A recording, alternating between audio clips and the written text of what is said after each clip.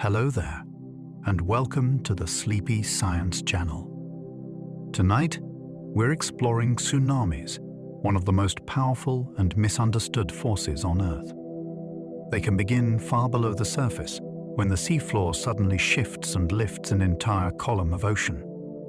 In deep water, a tsunami may pass beneath ships almost unnoticed. But as it reaches the coast, that hidden energy can rise, rush inland, and transform the shape of the shoreline in minutes. These waves are not ordinary waves. They can cross whole oceans faster than a jetliner, arrive in groups, and return again after people think the danger has passed. Some have been caused by earthquakes, others by volcanic collapses, underwater landslides, or impacts from space. And in their traces, scientists can read the memory of disasters that happened long before written history. If you enjoy these gentle journeys, I invite you to like, subscribe, or share a thought below. It helps others find their way here too, one sleepy soul at a time. But for now, there's nothing you need to do but relax. Let your shoulders soften. Allow your breathing to slow. And as your mind begins to loosen its grip on the day, join me as we explore the astonishing science of tsunamis together. Let's begin. Tsunamis can cross entire oceans faster than a jetliner. Out in deep water, the speed comes from the depth of the sea itself. When the ocean is several miles deep, the wave energy can race outward at hundreds of miles an hour, moving with the pace of a commercial aircraft. This is why a rupture near one side of the Pacific can send warnings to coastlines thousands of miles away. The water is not rushing across the whole ocean like a river. Instead, energy is passing through it, from one region to the next, with astonishing efficiency. A single event can disturb an entire basin. In 1960, a great earthquake off Chile sent waves all the way to Hawaii, Japan, and beyond. People on distant shores were facing water set in motion by the other side of the planet.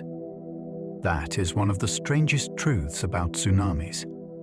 They make the ocean feel connected, almost like one enormous instrument carrying a sudden note across the world.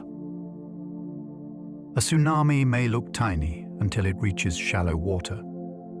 Far from land, the surface change can be surprisingly modest. A huge tsunami might rise only a few feet, or even less, while it is passing through deep ocean. That small height is deceptive, because the energy is spread through an immense column of water reaching from surface to seafloor. Ordinary waves are mostly surface features, shaped by wind and weather. A tsunami involves the ocean much more deeply. When it approaches the coast, the lower part of that moving energy begins to feel the seafloor. The wave slows, but the energy has to go somewhere. Water piles upward and forward, changing from something almost invisible into something capable of flooding streets, fields, and entire towns. This transformation is called shoaling. It is why people at sea may not realize anything unusual has happened, while people near shore may face a rising surge that seems to appear from nowhere. The danger is hidden until the last part of the journey. The first wave is often not the largest one. This is one of the most dangerous misunderstandings about tsunamis. After the first surge arrives, people may think the event is finished. They may step outside, return to the beach, or go searching for belongings. But tsunami waves usually travel as a sequence, with each wave shaped by the original disturbance, the ocean floor, and the coastline it meets. The largest arrival can come later, sometimes many minutes or even hours after the first. In some places, harbors continue rising and falling long after the initial impact, as water sloshes back and forth in complicated rhythms. This delayed danger has caught communities by surprise in many historic events. A shoreline can seem to calm down, then suddenly surge again with greater force. That is why evacuation guidance often warns people to stay away until officials say it is safe. The sea may look settled for a moment, but the energy can still be moving offshore, waiting for its next arrival. Some tsunamis begin when the seafloor suddenly jumps upward. The ocean does not need wind to make one of these waves. It needs displacement. Along certain fault lines, enormous sections of Earth's crust can lock together for centuries while tectonic stress builds.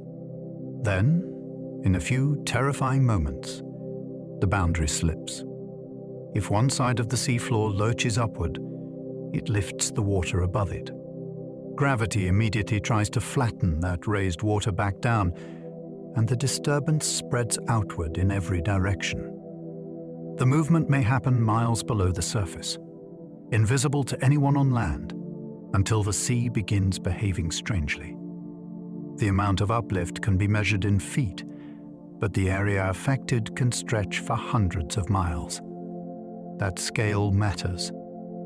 A small splash makes a ripple. A vast plate boundary lifting the ocean makes a basin-wide event. In that instant, geology becomes motion, and the solid earth gives the sea its terrible push. A beach can drain away before the real danger arrives. One of the most unforgettable natural warnings is the sudden retreat of the sea. Water may pull back far beyond the normal shoreline, exposing sand, rocks, reefs, or stranded fish. To someone who does not know the danger, it can look fascinating, even inviting. But that withdrawal can mean the trough of a tsunami has arrived before the crest. The ocean has not vanished. It is gathering into a moving shape that may return with extraordinary force. In several historic disasters, curious people walked toward the exposed seabed and lost precious time. This is why coastal education often teaches a simple rule. When the sea behaves in an unusual way after strong shaking, move inland or uphill immediately. Do not wait for a siren. Do not go closer for a better look. The exposed beach is not a spectacle. It is a message from the ocean written in seconds, and it may be the last warning before the water comes back. The deadliest tsunami in history struck the Indian Ocean. On the 26th of December 2004, a massive undersea earthquake ruptured off northern Sumatra. The seafloor shifted along a fault hundreds of miles long, sending waves across the Indian Ocean with devastating speed. The disaster struck Indonesia first, then Thailand, Sri Lanka, India, the Maldives, Somalia, and other distant shores. More than 200,000 people died, making it the deadliest known tsunami event in recorded history. Part of its tragedy came from surprise. At the time, the Indian Ocean did not have the same kind of basin-wide warning system that existed in the Pacific. Many communities had no clear alert and little public knowledge of natural warning signs. Tourists and residents alike saw the sea withdraw without understanding what it meant. The event changed global disaster planning forever. It showed that a tsunami is not just a local coastal hazard. It can be an ocean-wide emergency, crossing borders faster than information can move through unprepared systems. Japan's word tsunami originally means harbor wave. The name comes from two Japanese words, tsu meaning harbor and nami meaning wave. It is a beautifully practical term, born from observation rather than theory. Fishermen could return from offshore waters without noticing anything dramatic at sea, only to find their harbors damaged or destroyed. That strange contrast helped shape the name. The deep ocean might conceal the wave's height, while enclosed coastal spaces could amplify its effects. Japan has lived with this hazard for centuries because it sits near some of the world's most active plate boundaries. Over time, the word became international because no other term captured the phenomenon as clearly. Older English phrases such as tidal wave were misleading, since tides are driven by the gravity of the moon and sun. Tsunamis have different causes and different behavior. The Japanese word carried with it a warning from experience. The real danger may reveal itself not in the open sea, but where people build, dock, trade, and live beside the water. One Alaskan tsunami climbed higher than the Empire State Building. In 1958, an earthquake shook Lituya Bay in southeast Alaska and triggered a colossal rockfall. Millions of tons of stone crashed into the narrow inlet, pushing water upward with almost unimaginable force. The resulting wave stripped trees from the slopes up to a height of about 1,720 feet. That run-up was higher than the Empire State Building, and it remains the tallest known tsunami run-up ever documented. This was not an ocean-crossing event like those produced by giant subduction earthquakes. It was a local mega-tsunami, concentrated inside a steep-walled bay, where the water had little room to spread. The scale is difficult to picture. Trees were sheared away from mountain slopes as if a giant blade had swept across them. A few people in boats survived, leaving eyewitness accounts that still feel almost impossible. Lituya Bay shows how geography can turn a sudden collapse into one of the most extreme waves ever recorded. Tsunamis can be triggered by volcanoes, landslides, or even impacts. Earthquakes are the most common cause of major destructive events, but they are not the only way to move a vast amount of water. A volcanic island can collapse into the sea. A submarine landslide can race down a continental slope. A pyroclastic flow can enter the ocean as a dense, hot avalanche of gas, ash, and rock. In rare scenarios, an asteroid or comet impact could displace seawater on a scale far beyond ordinary disasters. Each trigger has its own signature. Landslide-generated waves may be intensely powerful close to the source, but fade more quickly with distance. Volcanic tsunamis may arrive with little warning if the collapse is sudden. Impact-generated waves belong mostly to deep time and planetary science, but they remind us of the ocean's sensitivity to sudden violence. The common thread is displacement. Push water quickly enough across a large enough area, and the sea answers by sending energy outward in waves. Deep ocean sensors can detect waves barely taller than a finger. The open ocean hides tsunami energy so well that watching the surface is often not enough. This is why scientists use pressure sensors placed on the seafloor. Even when the water above rises by only a tiny amount, the added weight creates a measurable pressure change. These instruments can detect that subtle signal and send information to buoys at the surface, which then relay data to warning centers. The system is often called DART, short for Deep Ocean Assessment and Reporting of Tsunamis.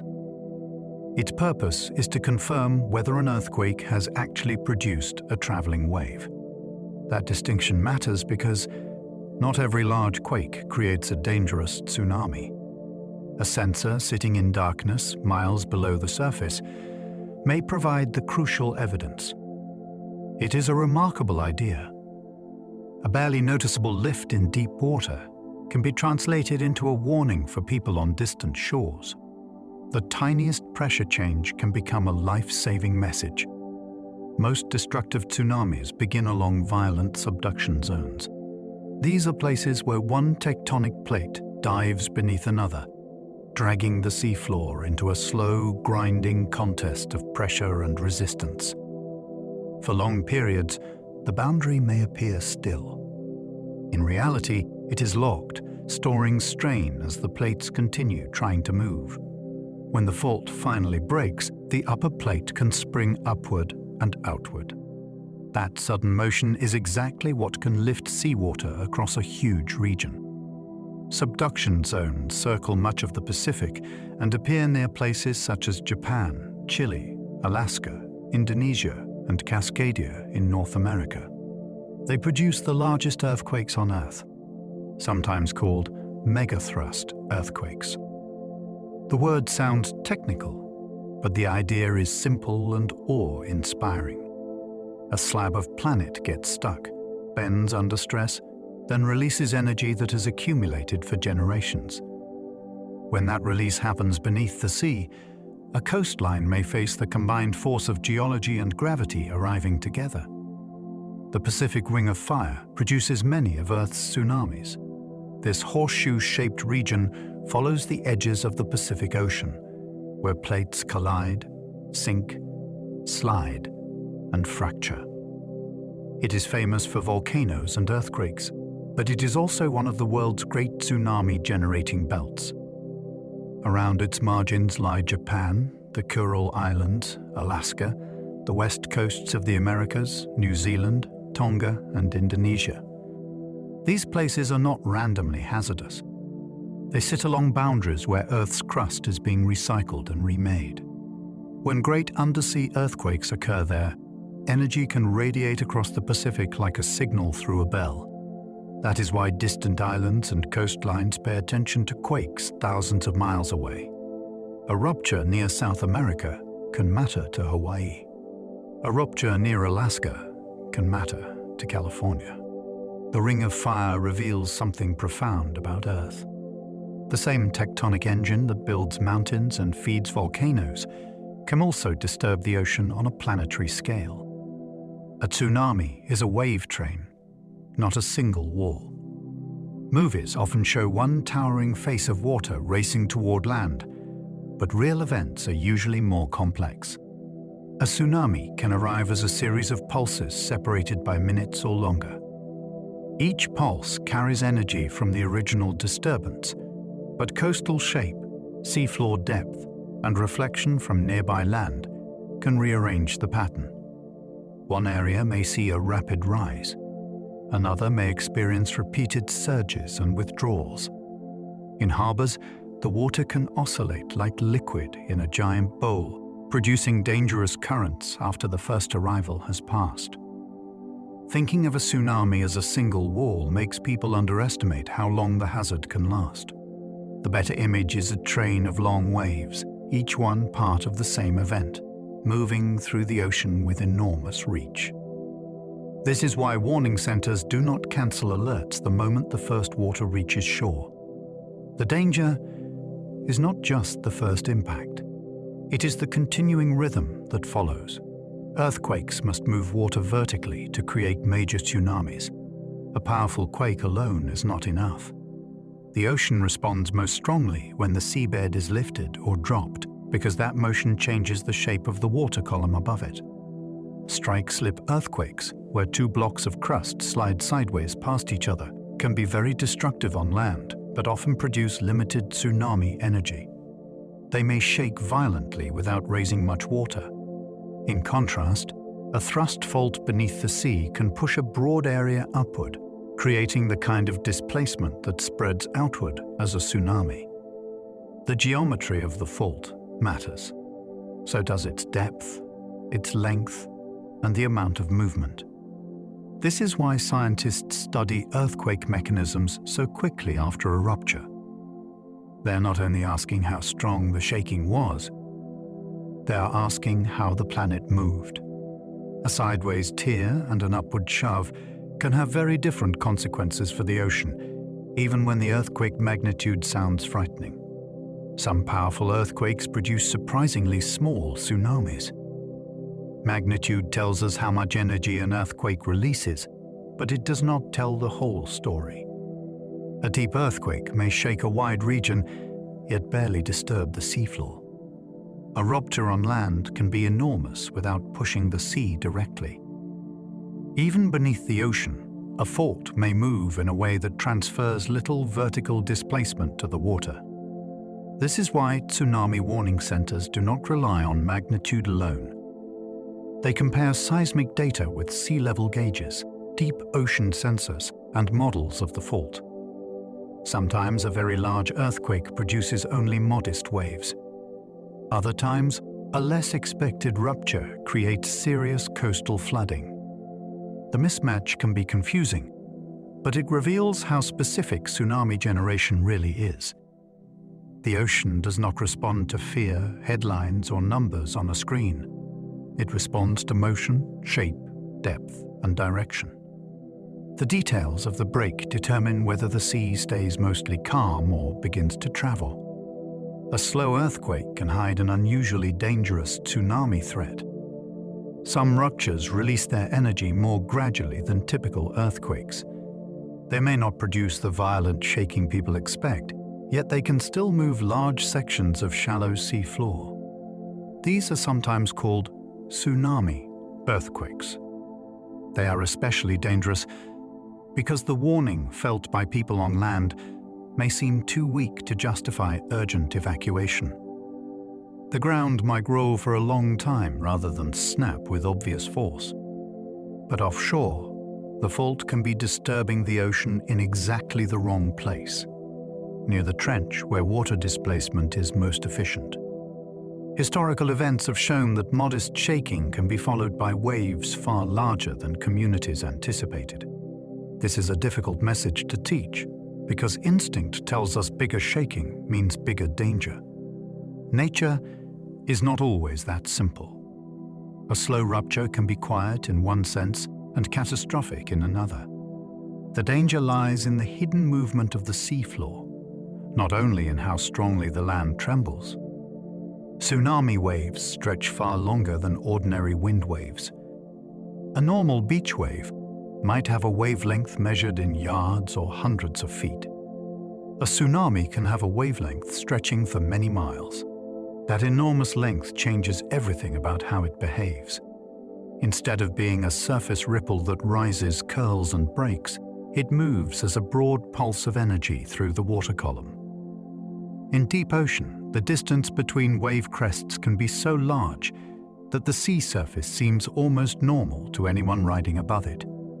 Near land, the same long wave interacts with the bottom over a wide area, which helps create powerful surges and currents. This is also why the water may keep coming inland for several minutes, rather than breaking all at once like a storm wave. The scale is almost hard to hear, because the word wave feels familiar. A tsunami uses that word, but it belongs to a much larger category of motion. It is ocean energy stretched across a landscape-sized distance. Ships at sea may barely notice a passing tsunami. A vessel in deep water can ride over the disturbance without anything dramatic happening. The rise and fall may be spread across such a long distance that it feels more like a gradual change than a wave. There may be no steep face, no breaking crest, and no obvious sign that dangerous energy is moving below. This is why mariners far offshore are often safer staying in deep water rather than trying to return to port during a warning. The hazard grows near coasts, harbors, and shallow shells, where wave energy compresses and currents strengthen. A ship at sea might pass through the same event that later tears through docks and streets. That contrast can seem impossible until you remember the scale involved.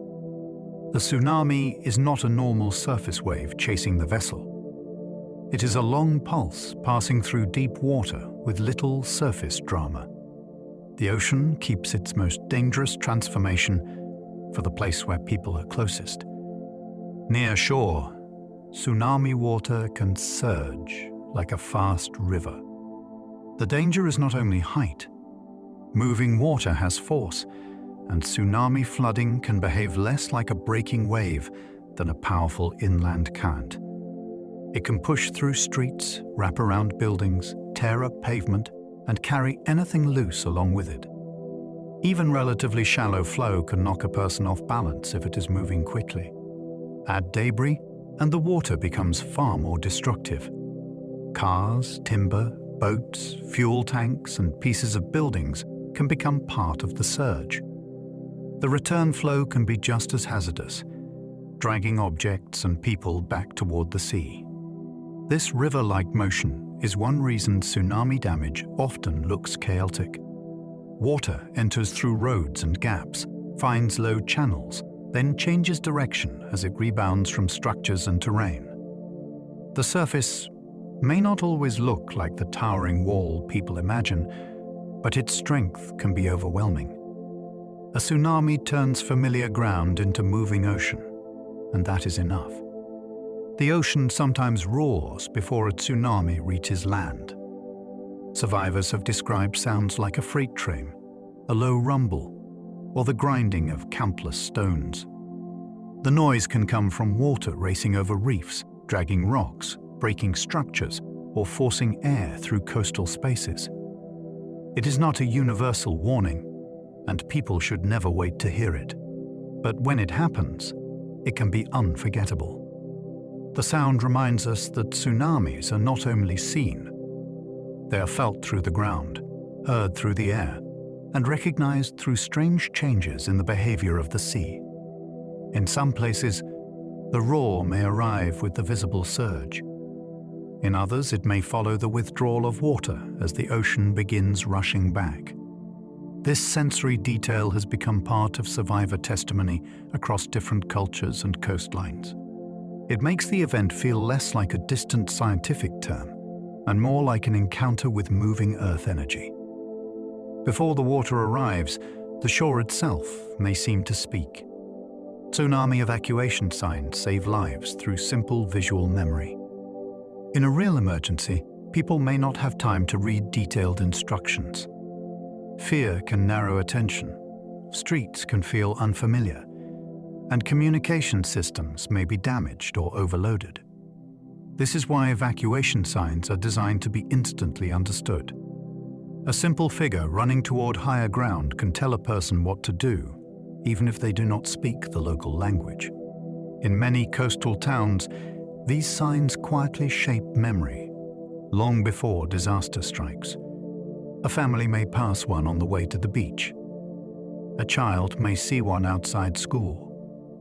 A visitor may notice arrows pointing inland, without thinking much about them. Then, when the ground shakes or the sea behaves strangely, that stored image can return with sudden importance. Good signs do not merely mark routes. They train the mind ahead of time. In that way, a small symbol on a post can become a bridge between confusion and survival. Natural warning signs can matter more than official alerts. Technology is powerful, but the ocean does not always wait for a message. In nearby events, the first wave can arrive before a phone alert, siren, or broadcast reaches everyone. That is why natural clues are so important. Strong or long ground shaking, a sudden retreat of the sea, a strange roar from the coast, or unusual movement in the water can all mean it is time to leave. These signs are direct messages from the environment itself. They do not need electricity, satellites, or mobile networks. For people living in tsunami zones, recognizing them can be the difference between hesitation and action. Official warnings still save many lives, especially when waves are traveling from far away. But local knowledge has a special urgency. When nature gives the warning first, people should not wait for confirmation. The safest response is to move quickly, climb high, and trust the signs written into the coastline.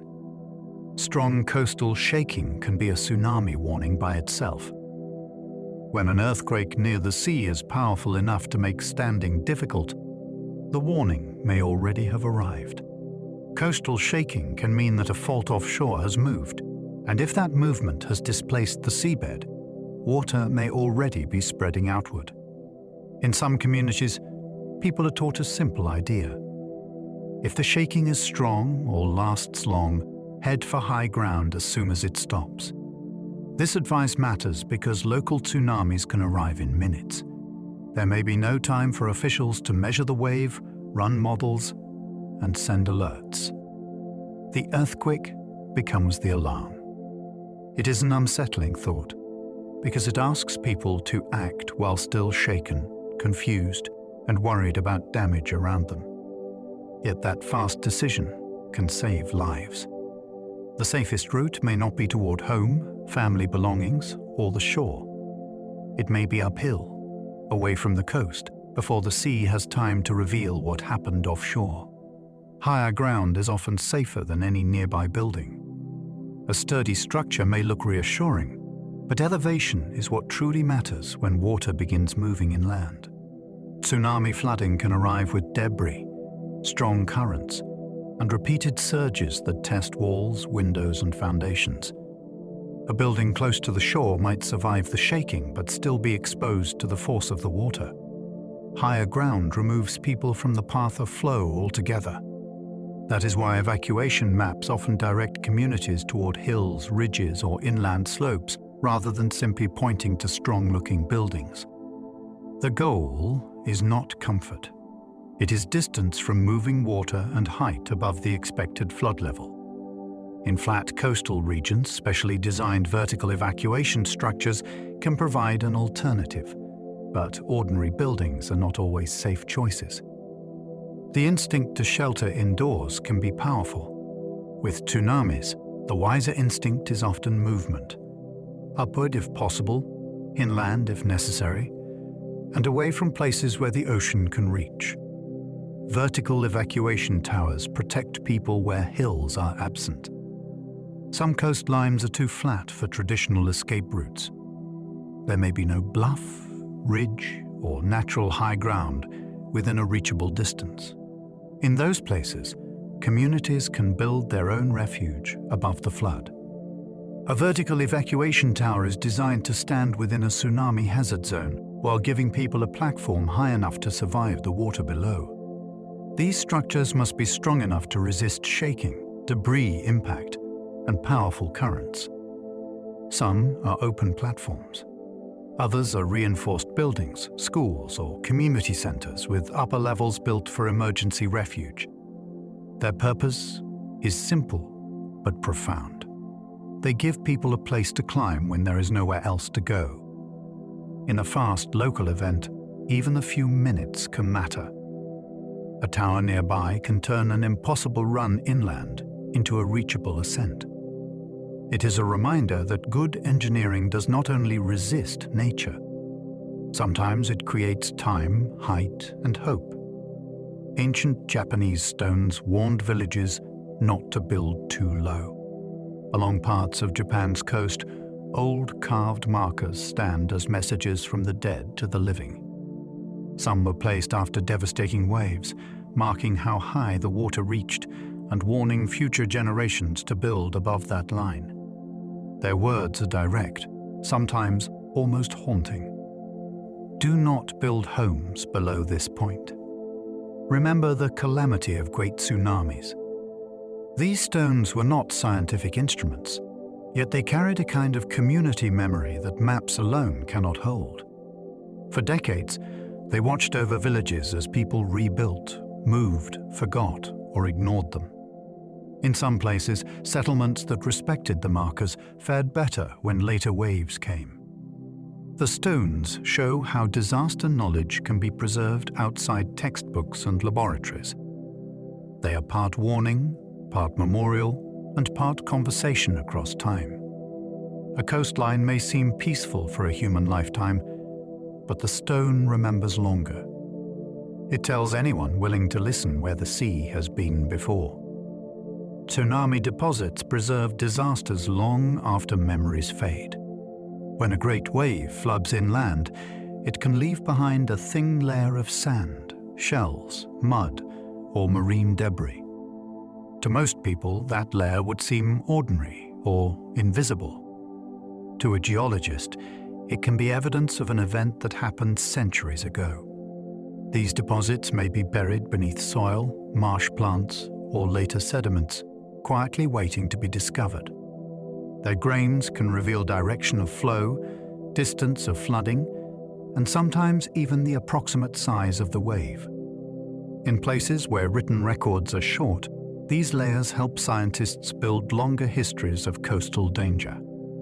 They show that a peaceful landscape may have been flooded many times before. Finding them is careful work. Researchers dig trenches, examine grain sizes, study tiny fossils, and compare the layer with known storm deposits. The result is a hidden archive beneath the ground. Long after witnesses are gone, the land can still hold the signature of the sea. Sand sheets inland can reveal forgotten waves from centuries ago. A clean sheet of beach sand lying far from the modern shoreline can tell a startling story. It may mean that seawater once carried coastal sediment inland and spread it across fields, forests, or wetlands. These sheets can be thin, sometimes only a finger's width, but their position is powerful evidence. Scientists look for clues that separate tsunami layers from storm deposits. A tsunami can move sand far inland, mix marine particles with landward mud, and leave patterns showing both inflow and retreat.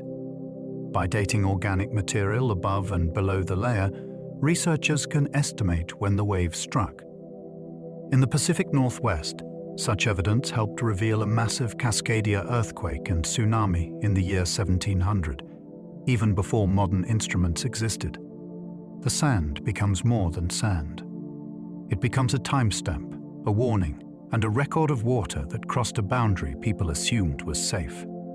Beneath ordinary soil, an old coastline can speak again. Coastal marshes can keep hidden records of ancient tsunamis. Marshes are excellent keepers of quiet evidence because they build layer upon layer through time. Plants grow, die, and become peat. Mud settles. Tides leave traces.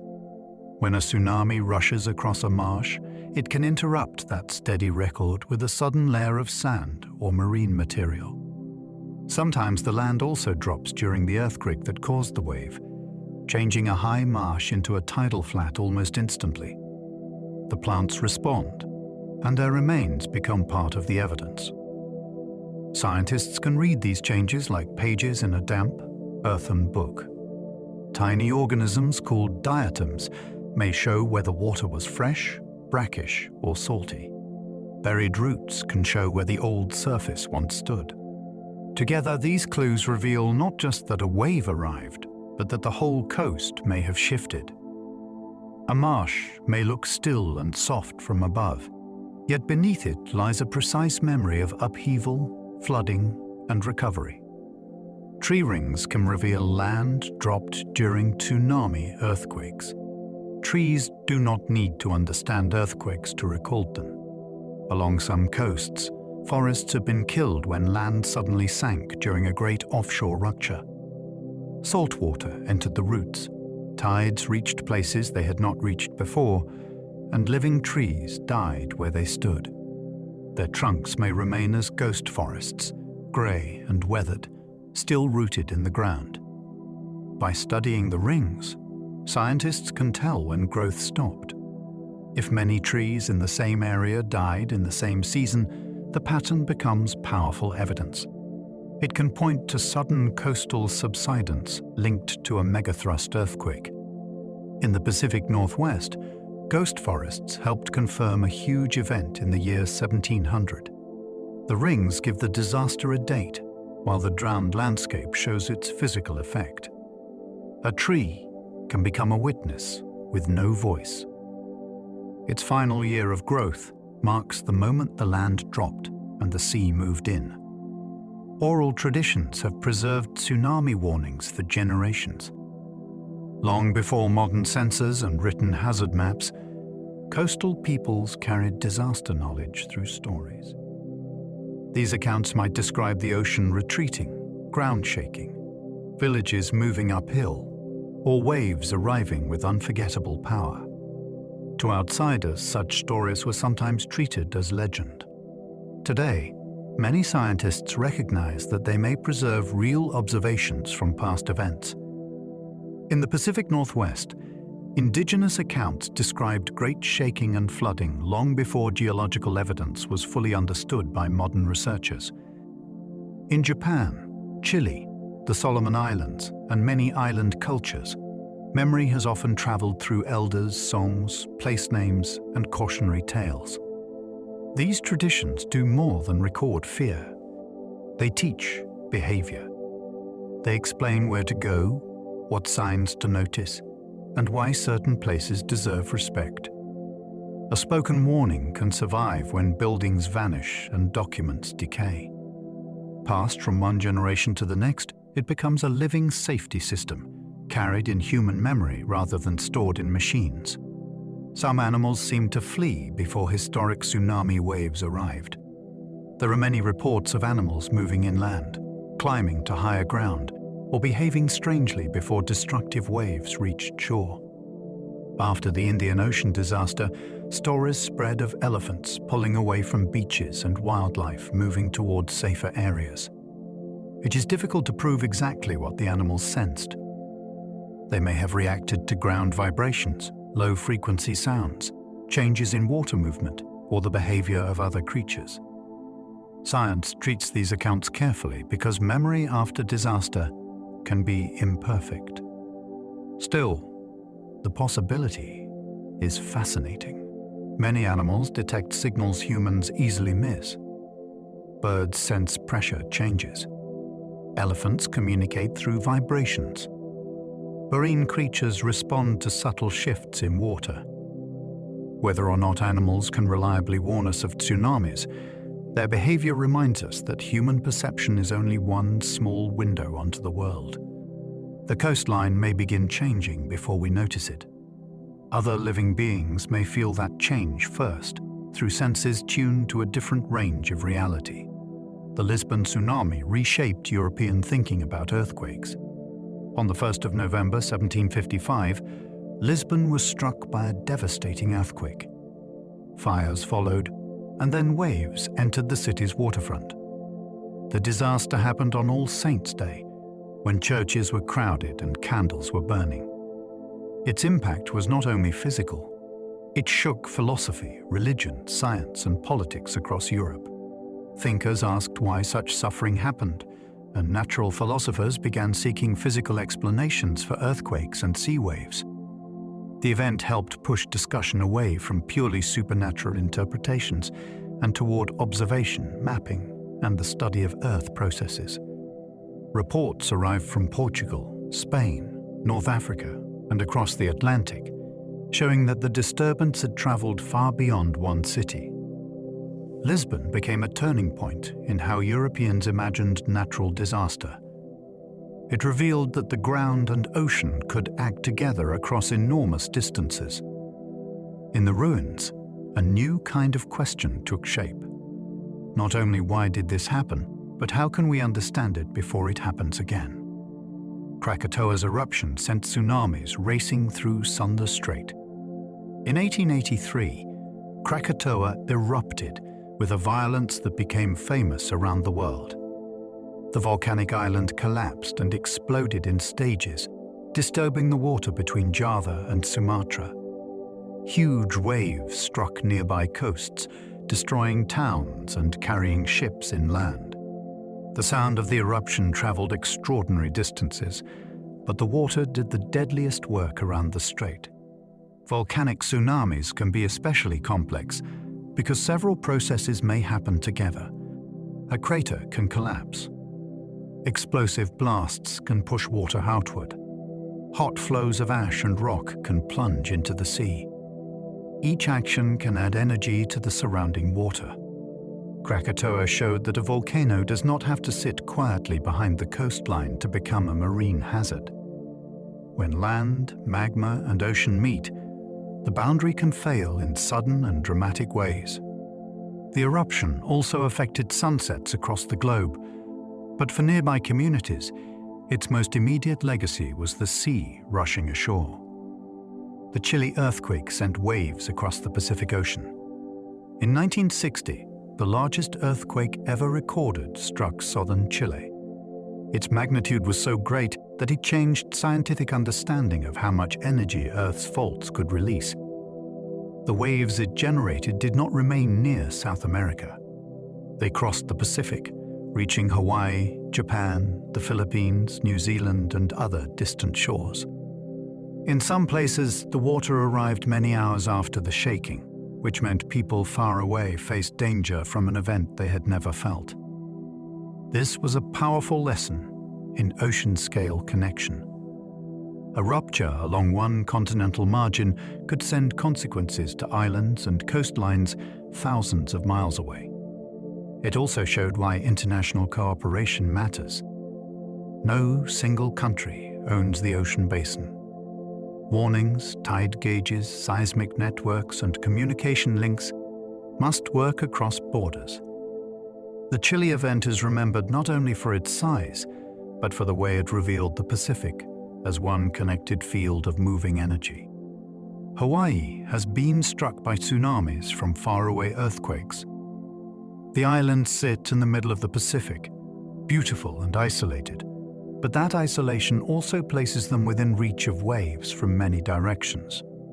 Earthquakes near Alaska, Chile, Japan, and the Aleutian Islands have all sent dangerous water toward Hawaiian shores.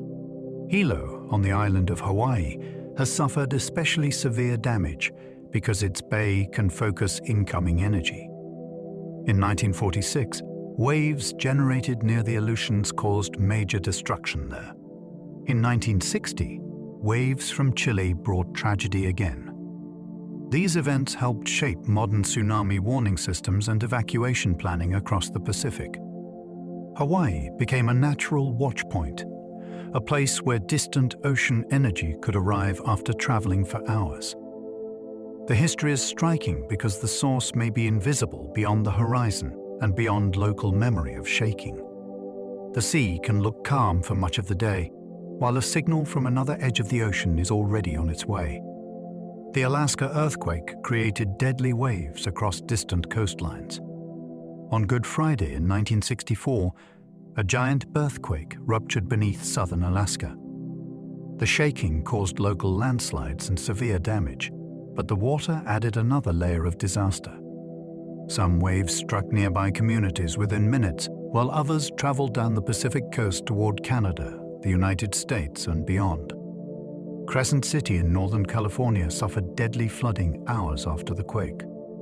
This event showed how one earthquake can produce multiple tsunami hazards at once. Local waves may come from landslides triggered by shaking, while basin-traveling waves come from seafloor displacement along the fault. The timing, height, and behavior can vary greatly from place to place.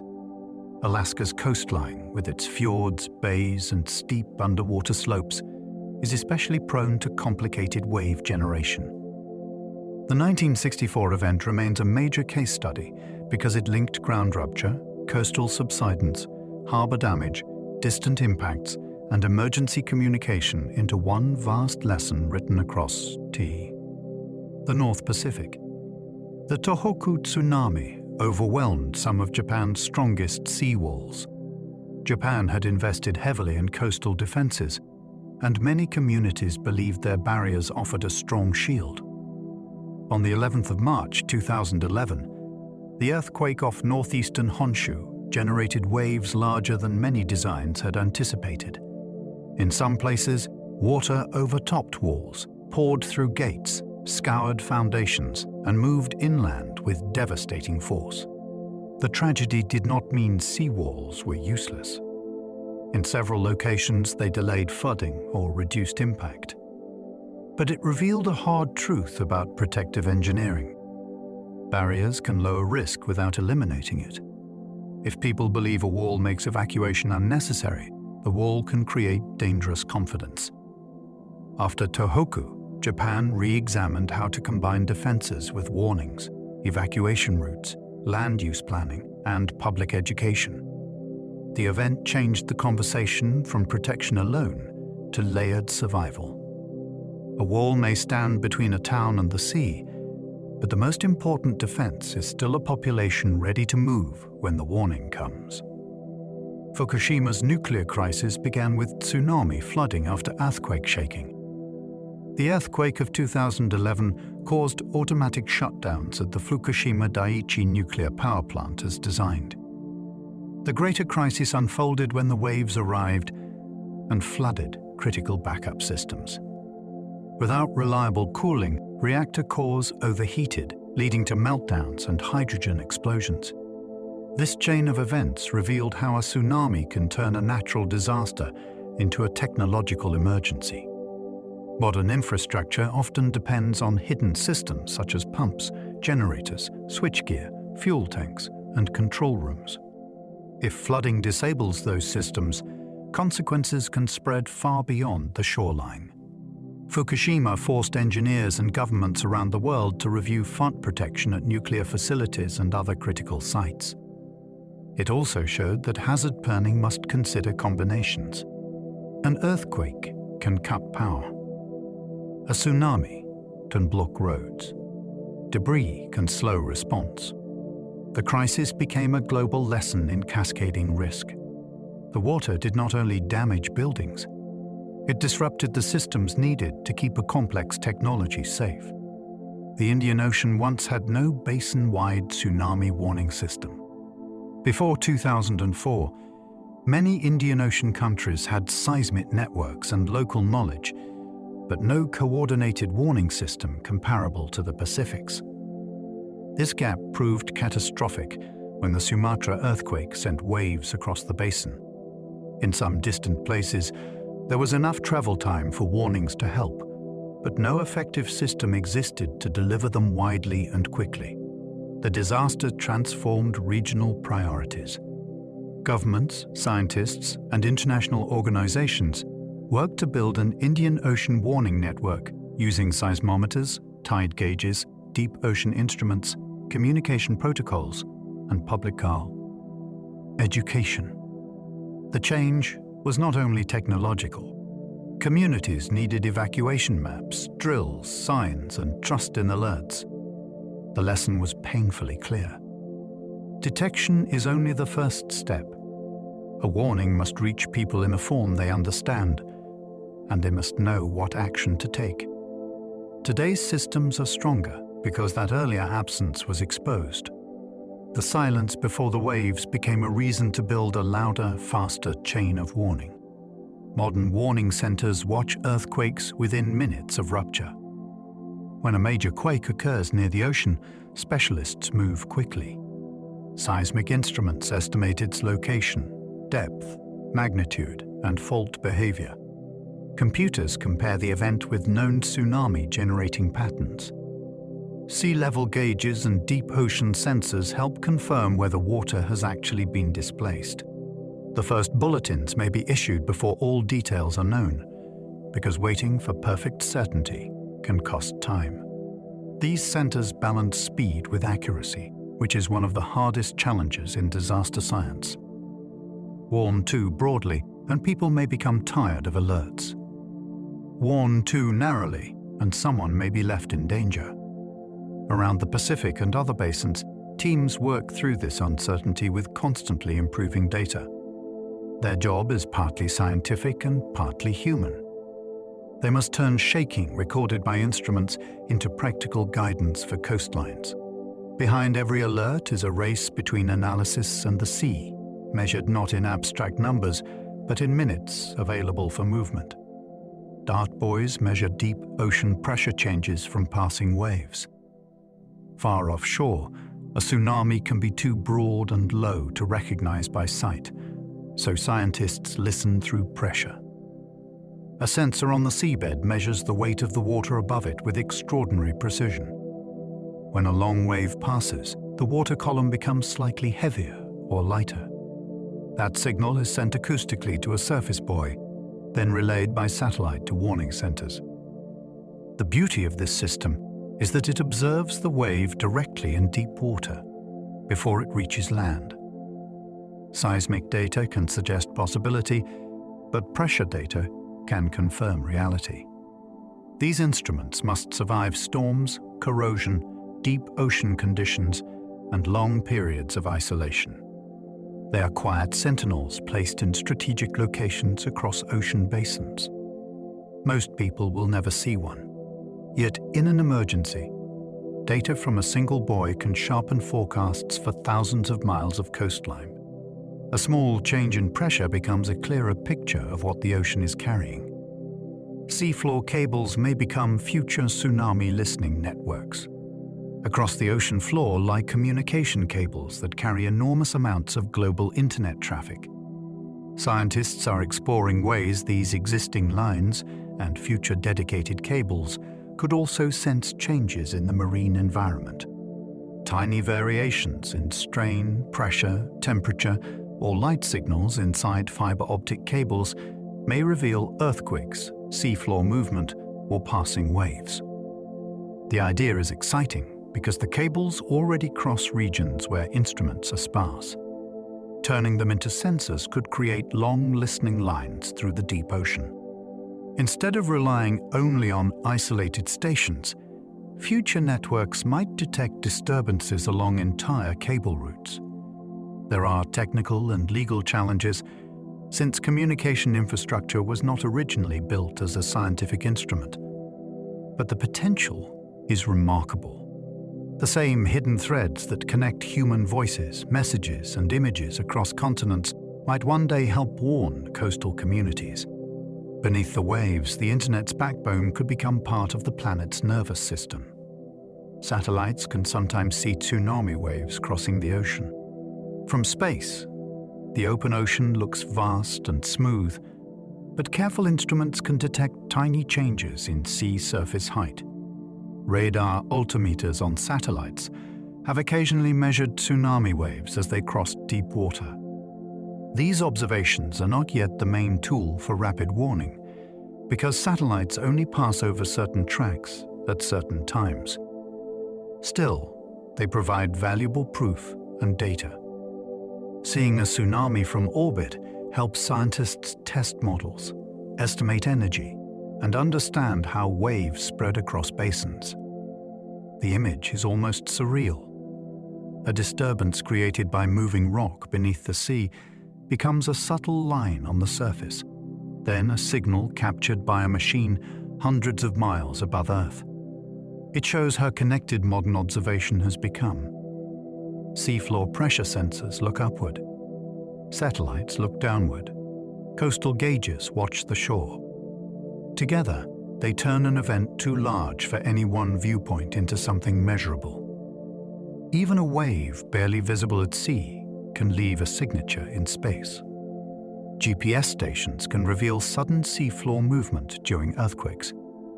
On land near subduction zones, high-precision GPS stations track the slow motion of the crust day after day. Most of the time, the changes are tiny. During a major earthquake, the ground can jump by feet in seconds. That motion helps scientists understand how the fault slipped offshore.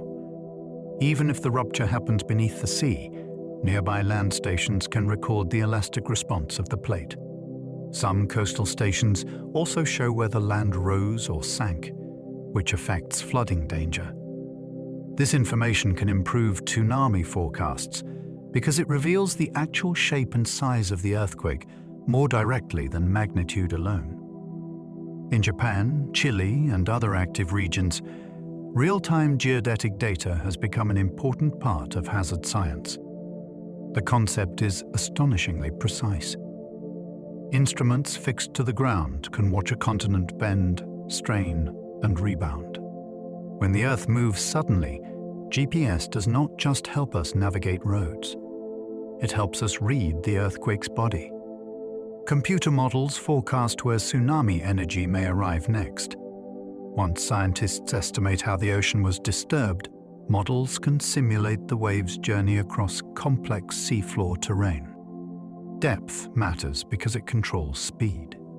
Underwater ridges, trenches, shelves, and islands can bend, focus, or scatter energy. A model divides the ocean into many small calculation areas, then advances the wave step by step through time. The result can show likely arrival times, expected amplitudes, and regions of greater concern. These forecasts are updated as real measurements come in from buoys and tide gauges. Modeling is not guesswork, but it is not magic either. The quality depends on accurate earthquake information, good bathymetry, and rapid data flow. Still, it gives emergency managers something incredibly valuable. It turns an unseen disturbance into a map of possible futures. A coastline may have hours to prepare for a distant event, and models help decide which harbors, beaches, and low-lying districts should move first. Tsunami travel time maps guide warnings across whole ocean basins. These maps show how long it may take waves from a given source region to reach different coastlines. The lines often spread across the ocean like ripples on a chart, marking hours of travel rather than distance alone. They are based on water depth because waves move faster in deeper ocean and slow as they enter shallower areas. For warning centers, these maps help organize urgency. Nearby communities may need immediate evacuation. More distant shores may have time for confirmation, official messaging, road control, and harbor actions. The maps also make the hazard easier to understand for the public. A person can see that a wave from Chile may reach Hawaii before Japan, or that an Alaska source may matter quickly to parts of the North American coast. The ocean becomes a clock. Not a simple clock, but one shaped by trenches, basins, and continental shelves. Every line on the map represents time that must be used wisely. Sirens are only useful when communities know what they mean. A loud alarm can get attention, but attention is not the same as action. If people do not know whether a siren means evacuate, shelter, test, fire, storm, or some other danger, confusion can waste precious minutes. This is why public education matters as much as equipment. Communities need regular testing, clear signage, school lessons, visitor information, and repeated reminders of what to do. The sound should connect immediately to a practiced response. Move inland. Go uphill. Follow marked routes. Stay away until the all clear. In tourist areas, the challenge is even greater because many people may not speak the local language or know the hazard history. Sirens are part of a communication chain, not the whole chain. They must be paired with memory. A warning that cannot be understood is only noise.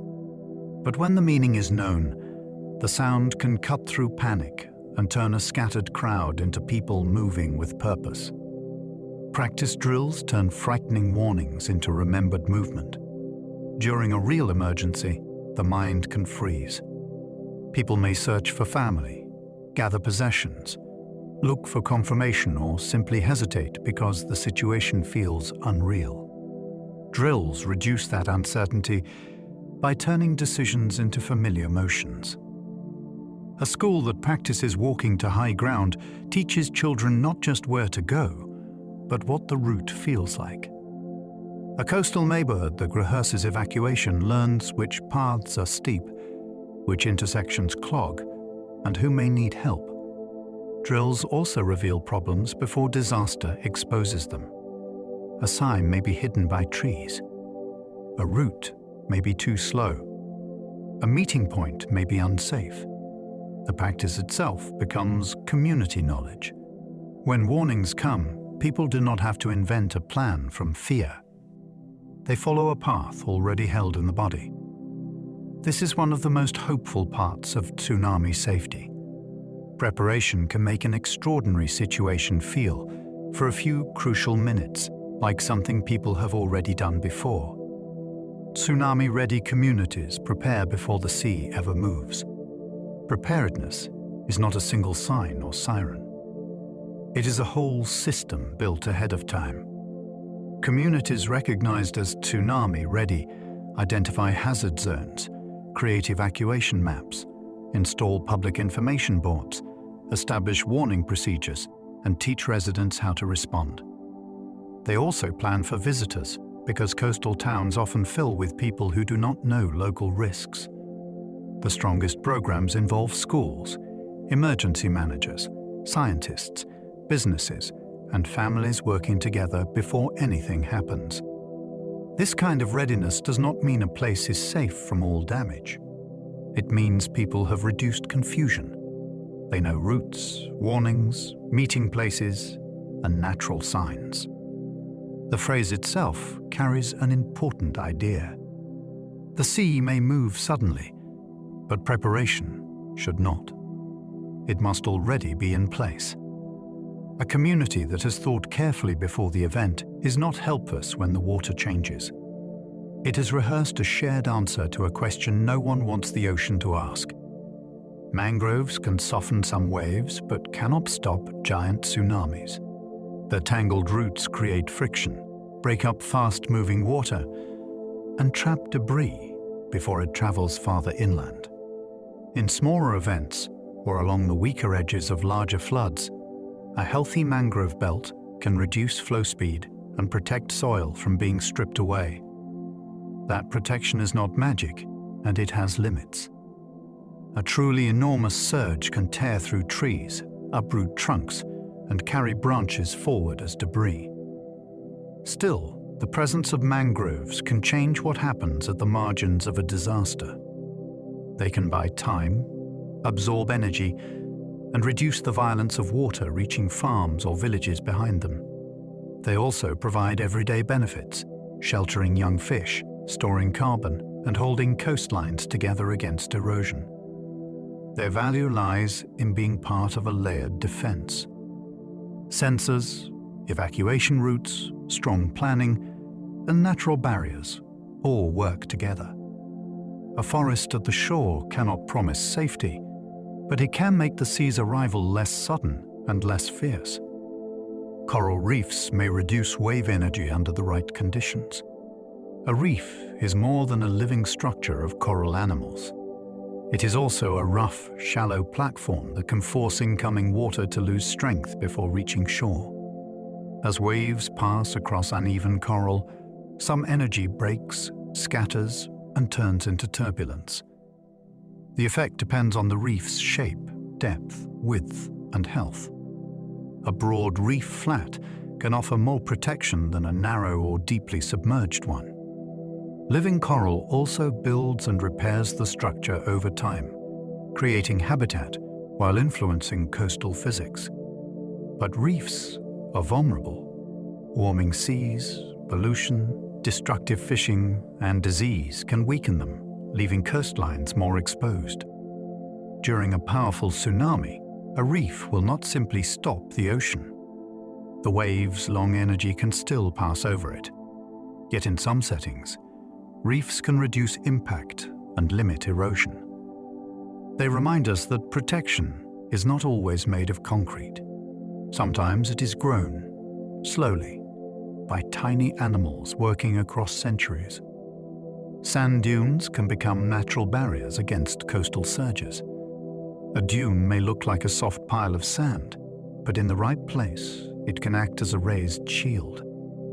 When water pushes inland, the dune's height can slow or block shallow flooding. Its mass can absorb some force, especially if it is stabilized by grasses and deep-rooted plants. Those plants matter because loose sand is easily carved away, while a living dune is stitched together by roots. During extreme flooding, dunes can be cut through, flattened, or carried inland. Even then, they may reduce the first rush of water behind them. Coastal managers sometimes restore dunes because they protect both wildlife and human communities. They are dynamic features, shaped by wind, waves, vegetation, and storms. A healthy dune is not a wall. It moves, grows, erodes, and rebuilds. That flexibility is part of its strength.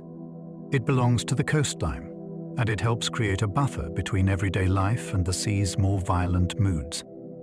Wetlands can absorb debris and slow incoming water. Where marshes, lagoons, and tidal flats spread across a coast, water has to move through plants, channels, mud, and uneven ground. That friction can reduce speed, and in some cases, it can capture floating material before it reaches homes or roads. A wetland is not an absolute barrier, especially against a large, fast, deep surge. But it can change the character of flooding. Instead of racing across a hard, flat surface, water is forced into a messy landscape that resists motion. Wetlands also recover in ways built environments often cannot. Sediment settles. plants regrow. Channels shift.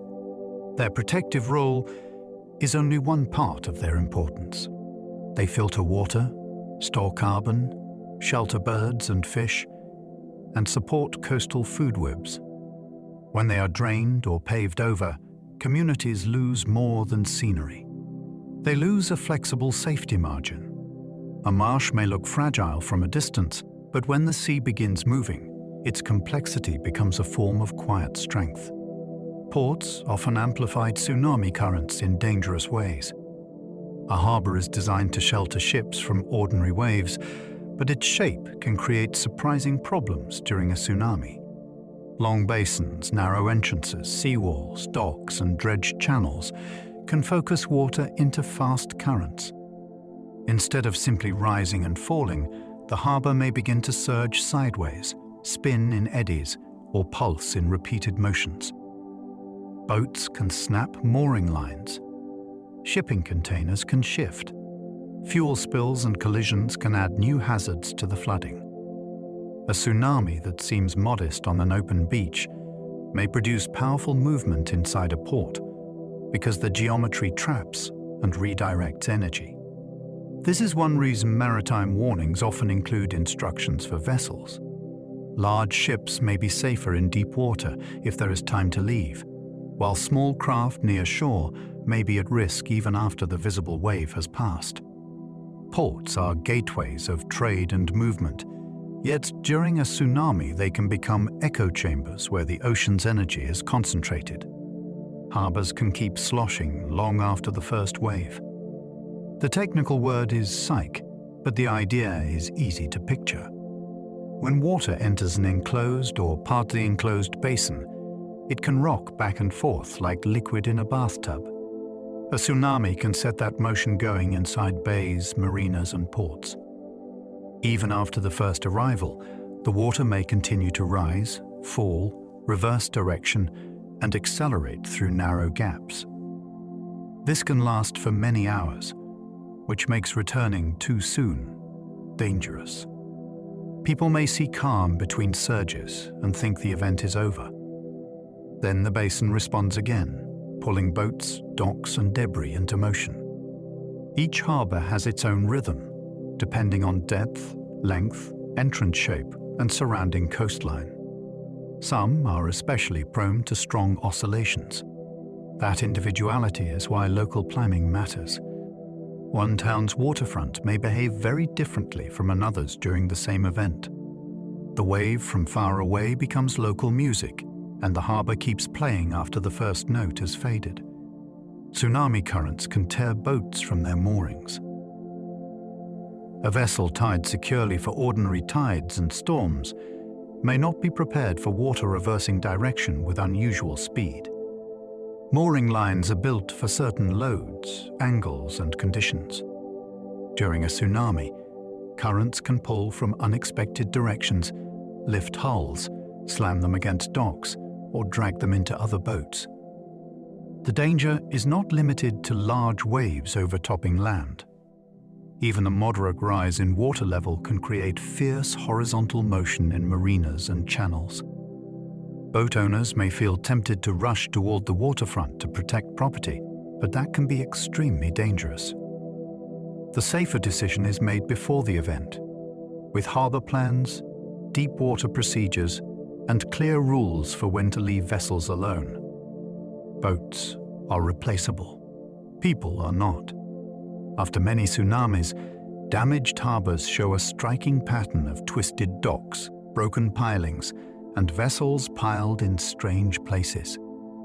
It is water in motion, not water height alone, that does the work. Bridges may fail when water carries cars and debris. The structure itself may be strong enough to stand against ordinary flow, but a tsunami brings moving impact. Vehicles, logs, storage tanks, boats, and pieces of buildings can strike supports with enormous force. Water can also scour sediment from around foundations, leaving columns less supported than they appear. A bridge that survives the first minutes may weaken as repeated surges pull at its base and load it from changing directions. Bridges are crucial during evacuation, which makes their vulnerability especially important. If a route depends on a low coastal crossing, planners must ask what happens if it becomes blocked or damaged.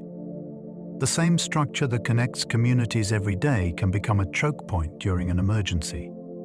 Engineers study past failures to design stronger bridges, protect foundations, and plan alternatives.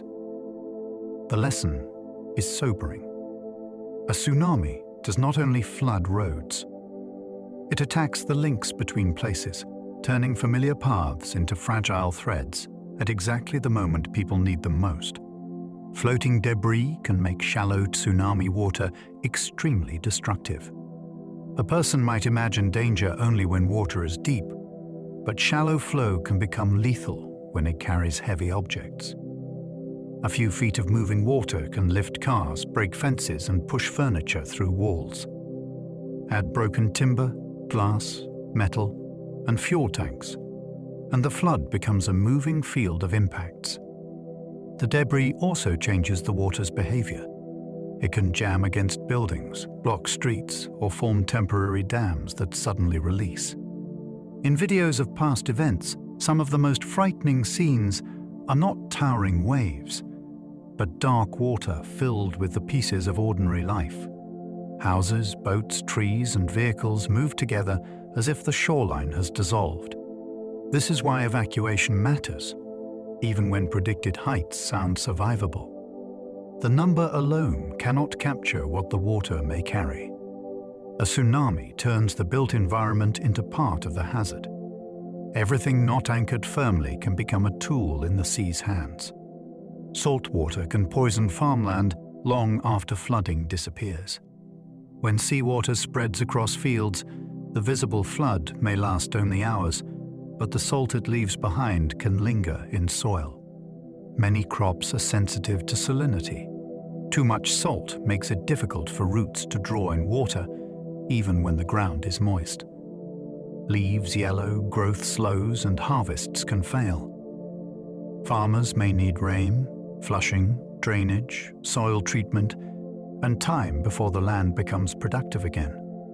In low-lying deltas and coastal plains, this aftermath can be devastating because agriculture is often close to the sea. The damage may be uneven. One field recovers quickly, while another stays salty because of poor drainage or heavier sediment.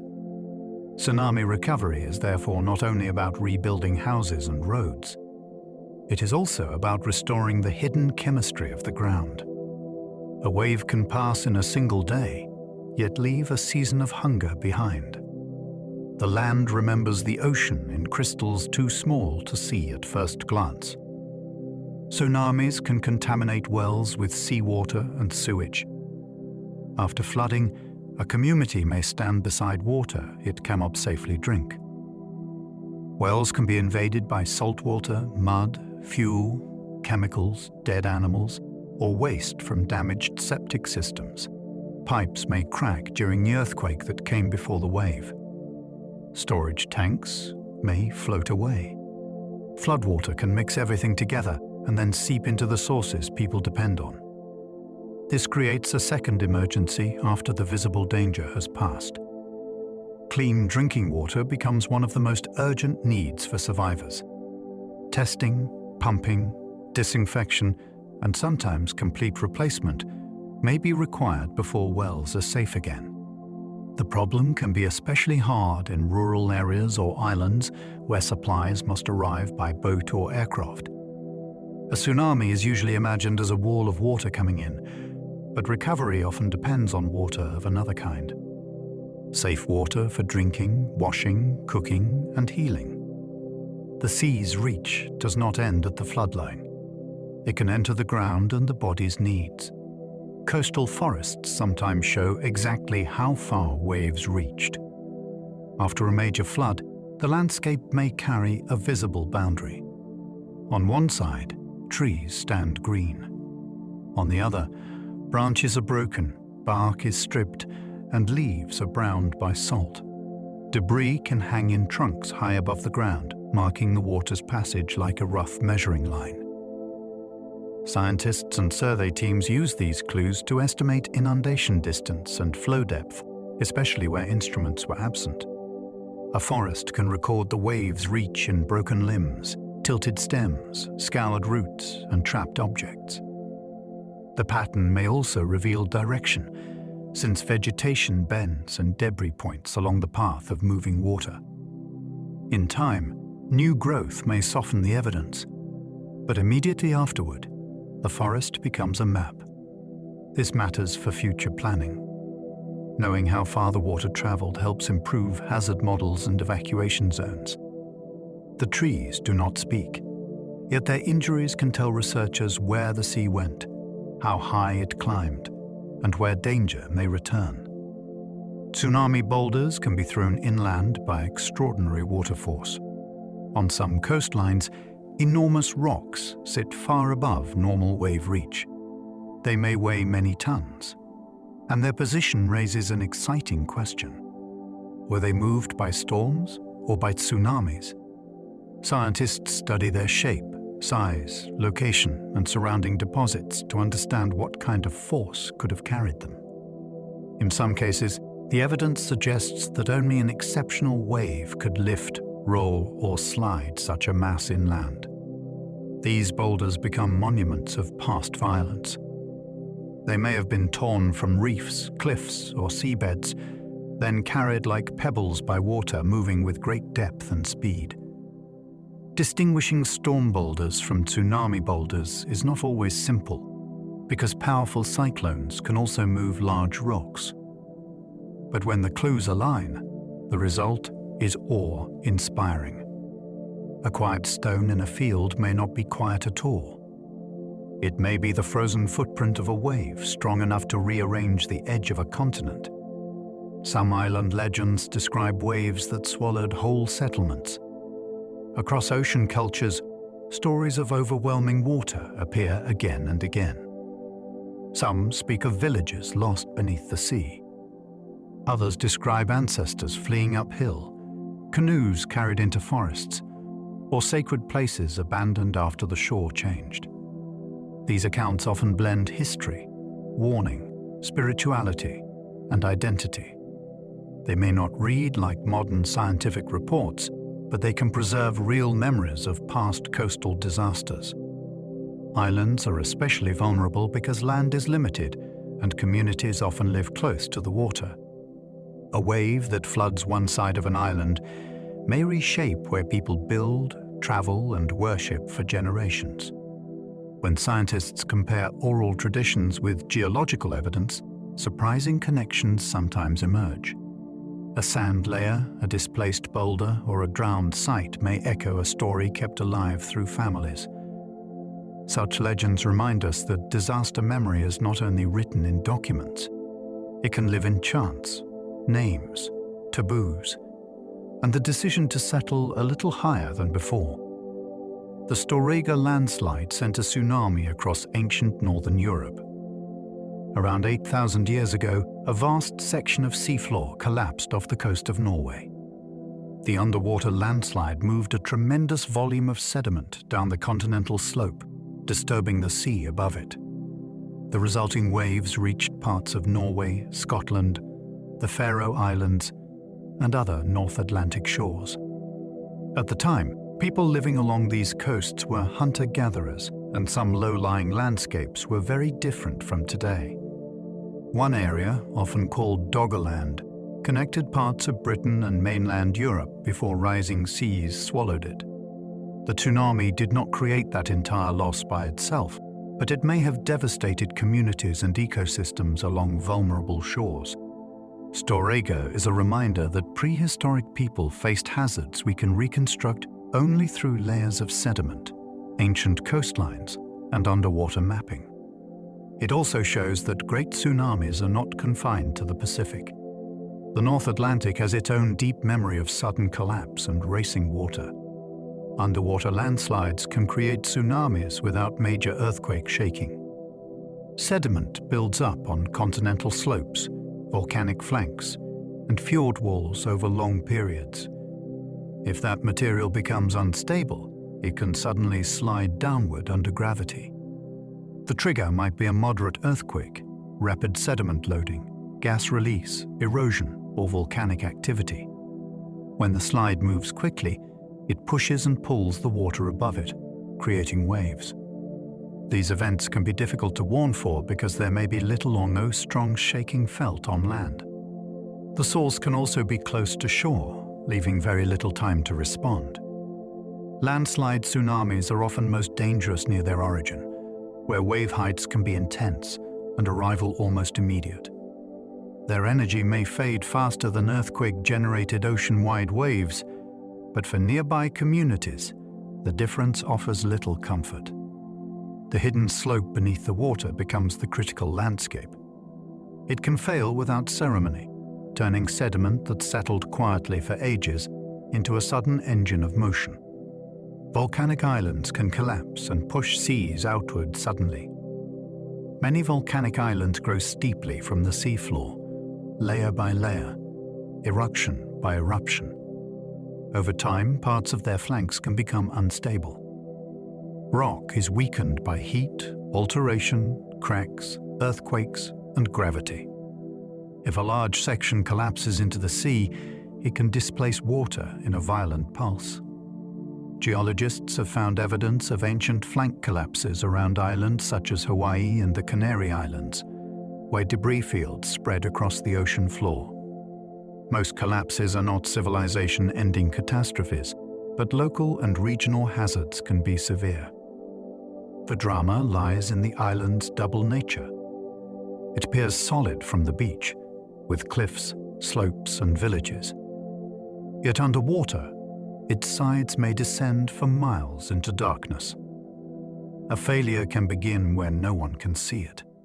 Volcanic islands are built by creation, but they are also shaped by removal. Sometimes the mountain gives part of itself back to the ocean all at once.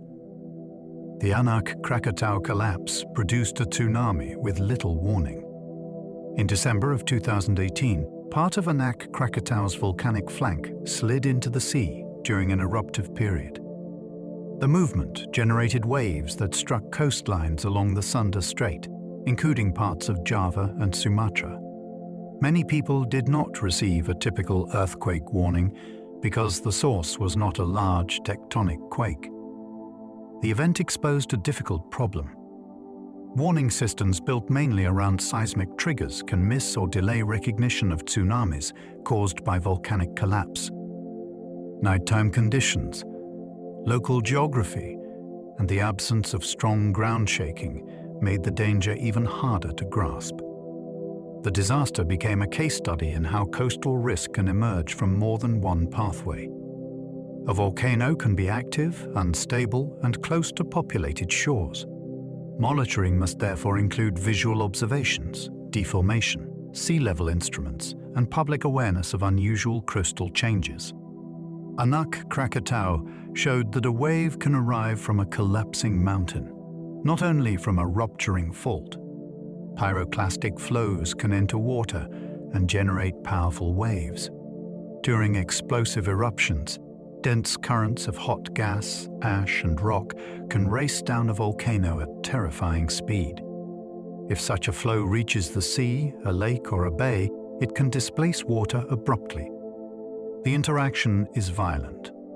Hot material plunges into water, steam expands, sediment surges outward, and waves may spread from the impact zone. This process has contributed to deadly volcanic tsunamis in history. It is especially dangerous because eruptions may already be creating ashfall, darkness, panic, and communication problems.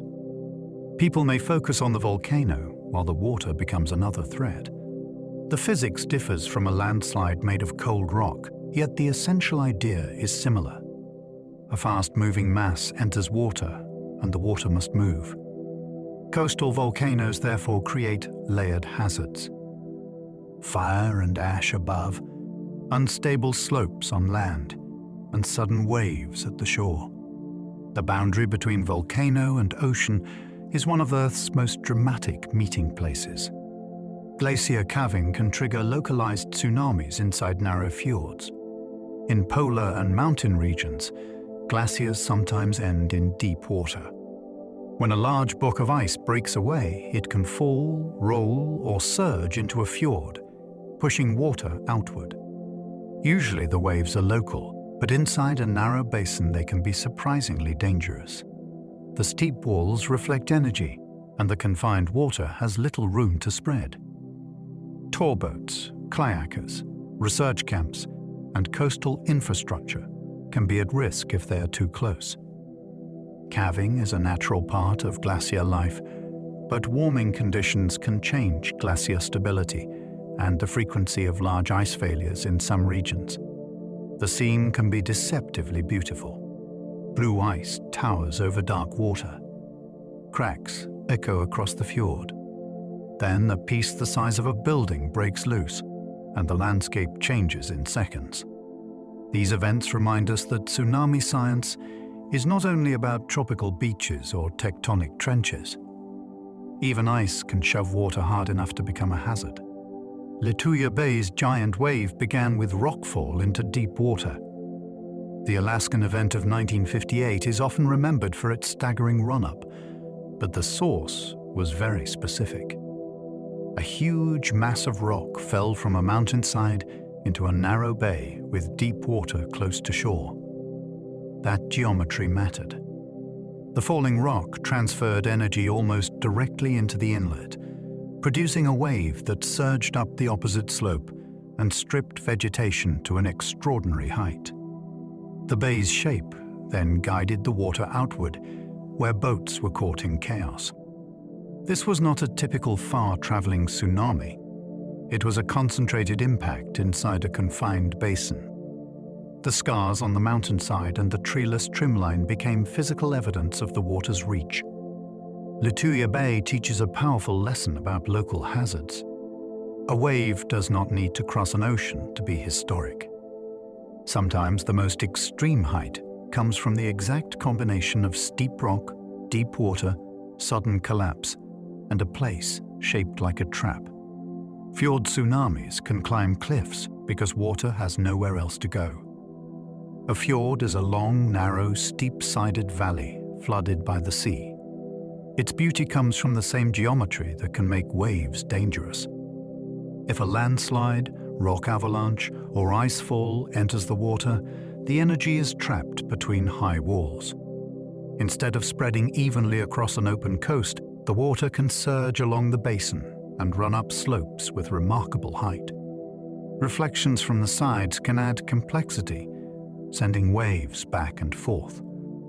In some places, communities sit on small fans of land at the water's edge, with mountains rising behind them. That leaves limited escape routes. Norway, Greenland, Alaska, and other fjord regions study these risks carefully, especially where unstable slopes loom above deep water. The hazard can feel counterintuitive because fjords seem sheltered from the open ocean. Yet shelter from storms does not mean shelter from displacement. In a narrow valley filled with water, a falling mountainside can turn scenery into a channel of force. Lake tsunamis can happen far from any ocean.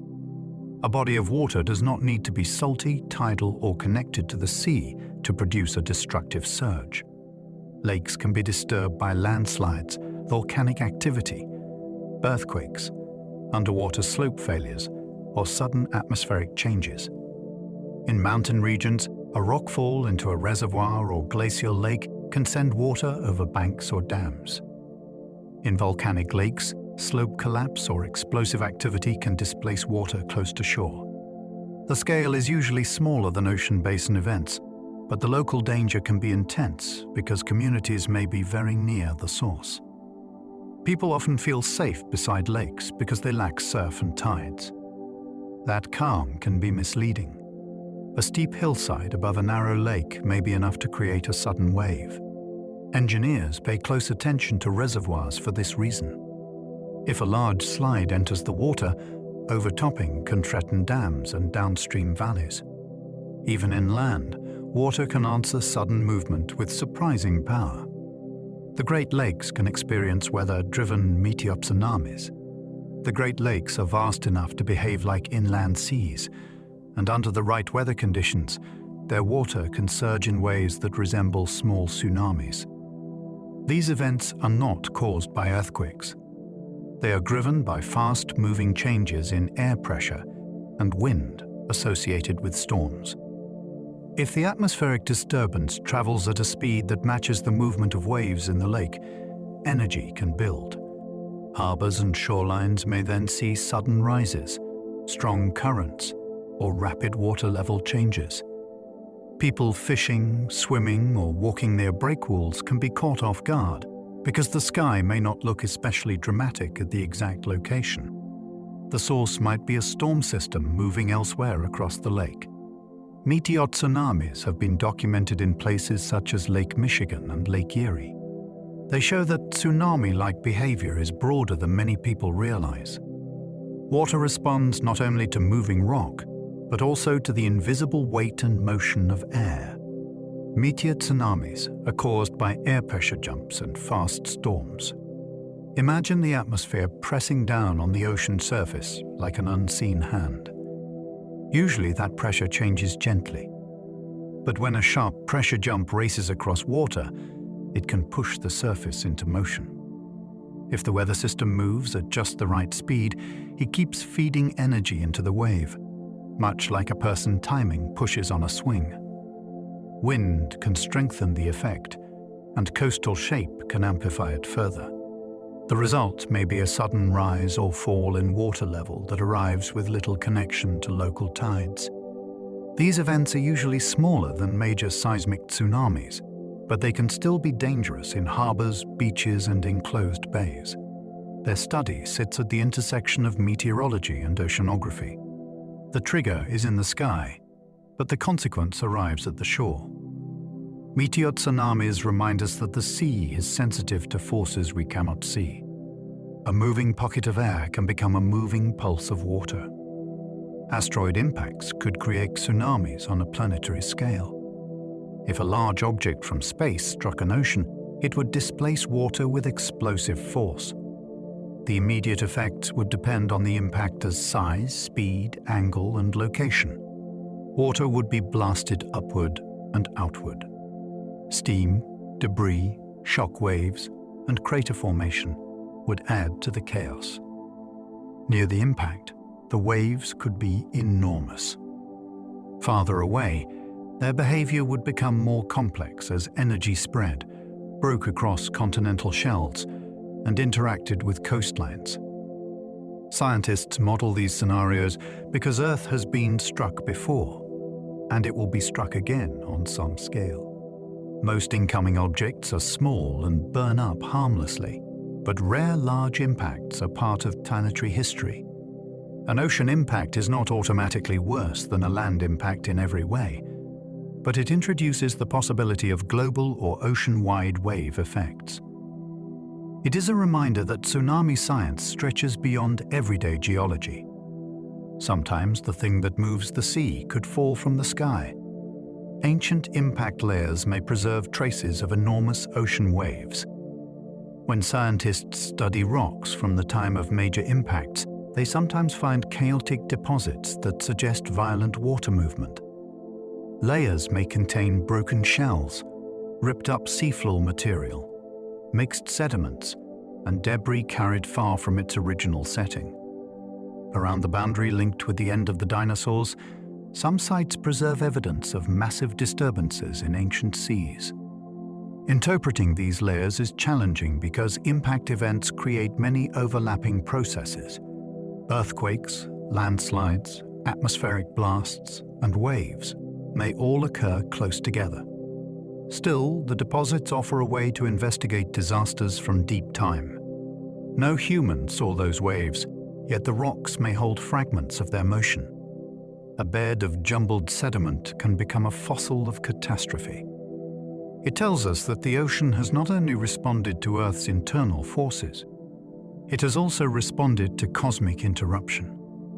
In those ancient layers, geology becomes a detective story, and the shoreline of the past is reconstructed from wreckage. Mars may hold evidence of ancient tsunami-shaped shorelines.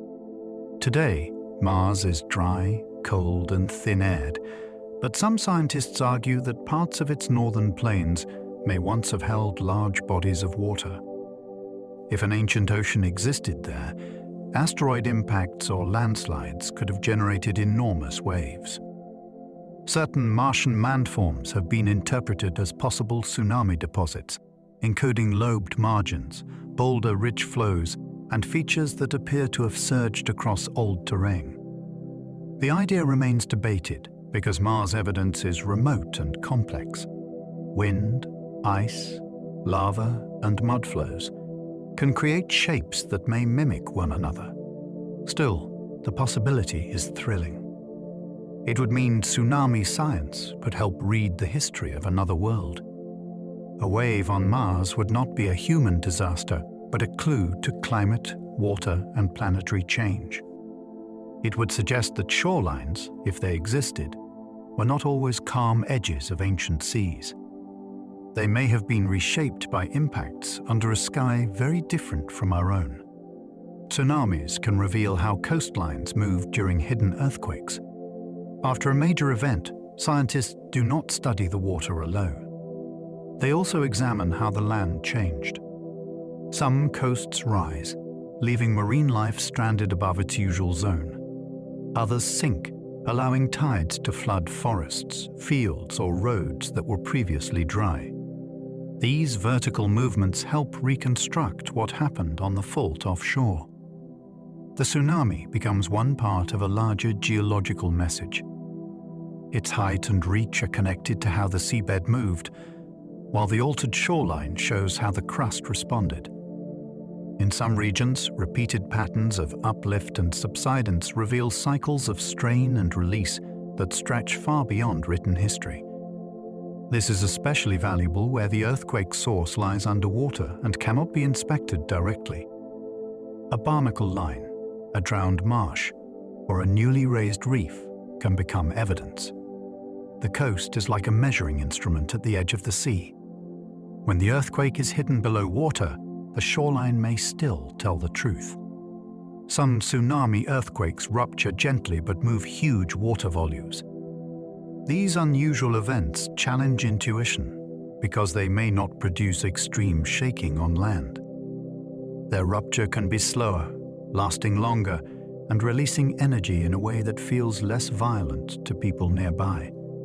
Yet if the movement occurs near the shallow part of a subduction zone, it can lift a broad area of seafloor very effectively. The result may be a wave that is much larger than expected from the felt shaking. This mismatch has caused deadly surprises in the past. People use their bodies as instruments during earthquakes. If shaking feels moderate, they may assume the threat is moderate too. Tsunami earthquakes break that rule. Their danger is not the sharpness of motion, but the amount of water quietly displaced. For scientists, they are important because they reveal different styles of fault behavior. For coastal communities, they carry a simple lesson. Long shaking near the shore deserves respect, even if it does not feel violently strong. Shallow sea floor ruptures often create the most dangerous waves. The location of fault movement matters enormously. If slip happens deep beneath the crust, much of its motion may be absorbed before reaching the ocean floor. If slip reaches close to the trench, where the fault lies beneath shallower sediments and water, it can deform the seabed more directly. That direct movement can displace a large amount of water and generate stronger waves. The shallowest part of subduction zones was once thought to be too weak or soft to store much strain. Modern events have shown that it can still play a major role in tsunami generation. This has changed how scientists view coastal risk. They now pay close attention to whether rupture might extend all the way toward the trench. The difference can decide whether a coastline faces damaging currents or catastrophic flooding. In tsunami science, depth below the seafloor is not a minor detail. It can be the difference between a frightening earthquake and a historic ocean disaster. A tsunami's speed depends on ocean depth beneath it. In deep water, the wave can race with astonishing speed because the entire water column is involved in the motion. The deeper the ocean, the faster the energy travels. This is not because individual drops of water are sprinting across the sea. Most of the water moves in small circles or back and forth motions while the energy passes through. The depth controls that energy like the length of a pendulum controls its swing. Over abyssal plains, where the seafloor lies miles below the surface, the wave can move at the pace of an aircraft. Over continental shelves, where the bottom rises toward land, the same wave slows dramatically. This simple relationship helps warning centers estimate arrival times across whole basins. The sea becomes a moving clock, governed by the shape of the hidden world below. Every trench, ridge, and shelf changes the timing, which means the seafloor quietly guides the story long before the wave reaches shore. Waves slow down and grow taller as water shallows. As a tsunami approaches land, the front of the wave begins to feel the rising seafloor first. It slows, while the energy behind it continues pushing forward from deeper water. That compression forces the water upward and can also shorten the distance between wave crests. The process is why a barely noticeable change in deep ocean can become dangerous near the coast. It is not a simple swelling, like air filling a balloon. It is a transformation of speed into height, depth into force, and hidden energy into visible flooding. The shape of the seabed controls how dramatic this change becomes. A broad, shallow shelf can give the wave more time to build and deform.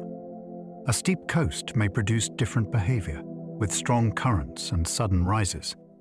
This is one reason tsunami forecasts require detailed maps of underwater terrain. The wave's final form is written partly in the coastline, but also in the submerged slope it crosses.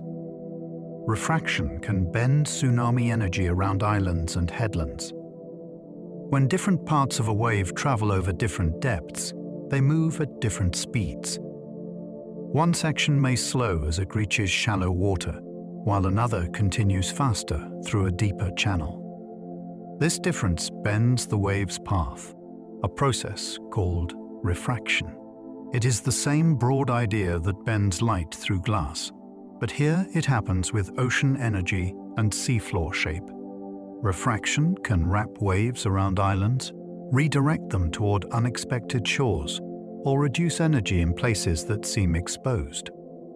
This is why two nearby beaches can experience very different effects from the same event. One cove may be hit hard, while another lies in a kind of shadow. Headlands, reefs, banks, and submarine valleys can all alter the pattern. To understand a tsunami, scientists cannot just draw straight lines from the source. They must follow how the moving energy responds to the underwater landscape. The ocean does not travel blindly. It bends around the hidden architecture beneath it. Bays shaped like funnels can focus tsunami power inland. Some coastlines are naturally arranged to concentrate incoming water. A wide mouth gathers energy, then narrows toward the head of the bay, forcing water into a smaller space. As the channel tightens, flow can rise, accelerate, and push farther inland than it would along an open beach. The effect can be especially dangerous when the bay's length and depth also encourage resonance, making the water oscillate with greater strength. Communities at the ends of such bays may face hazards that are not obvious from a simple shoreline map. The surrounding land may look protected, even sheltered, while the geometry quietly aims the water toward one point. Historic disasters have shown that bay shape can turn a regional wave into a local catastrophe. This is why hazard maps must be local, detailed, and specific. A tsunami is not spread evenly like paint across a coast. It is shaped, squeezed, and focused by every curve it meets. Submarine canyons can guide waves toward unexpected coastal targets. Beneath some coastlines, deep valleys cut across the continental shelf. These submarine canyons may have been carved by ancient rivers, sediment flows, or long geological processes now hidden under the sea. During a tsunami, they can influence how energy moves toward land. Because waves travel faster in deeper water, a canyon can act like a pathway that preserves speed and directs energy toward a particular section of coast. The result may surprise people who expect the nearest point to the source to be the hardest hit. A community aligned with an underwater canyon may receive stronger currents or higher water than nearby areas. Scientists study these features with sonar and bathymetric maps because surface views are not enough.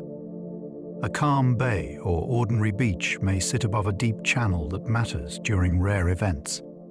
The coastline's risk is partly determined by landscapes no one can see from shore, valleys without sunlight that still guide the ocean's force.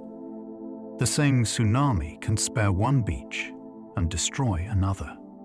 This unevenness is one of the reasons these events can feel so bewildering afterward. People may hear that a neighboring town escaped with minor flooding, while another, only a short distance away, suffered severe damage. The difference can come from seafloor depth, coastal angle, bay shape, reefs, dunes, buildings, river mouths, or even the timing of each incoming pulse. A wave arriving at high tide may reach farther than one arriving at low tide. A shoreline facing the incoming energy directly may experience more force than one partly shielded by an island.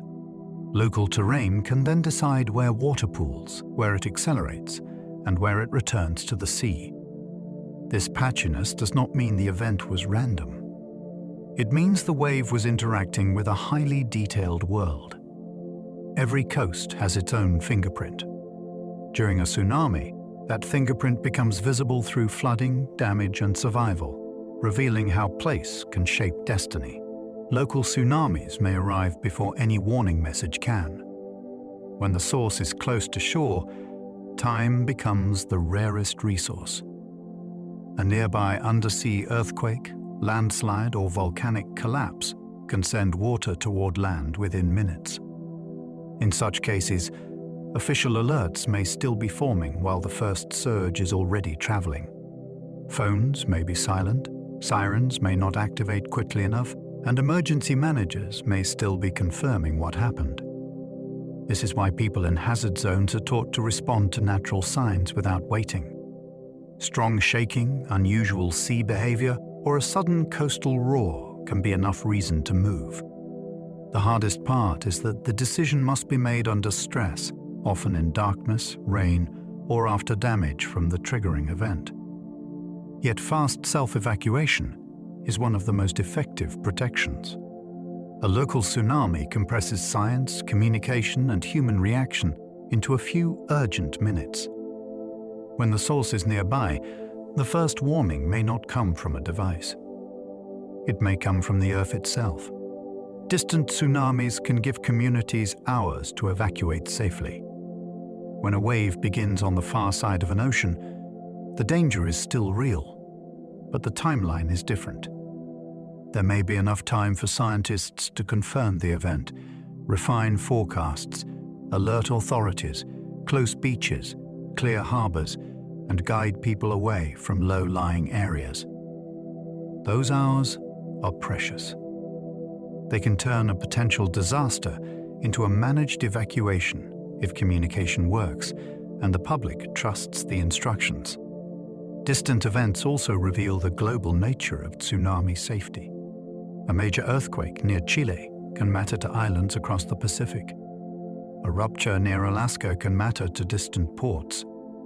The people at risk may never feel the ground move, which means warnings must replace instinct. Clear messages become essential because the sky may be calm and the sea may look ordinary for a long time. The wave is traveling invisibly through deep water. The gift of distance is time, and time only helps when people use it. Tsunami evacuation maps are built from worst plausible scenarios. These maps are not drawn only from the most recent event or the most convenient boundary.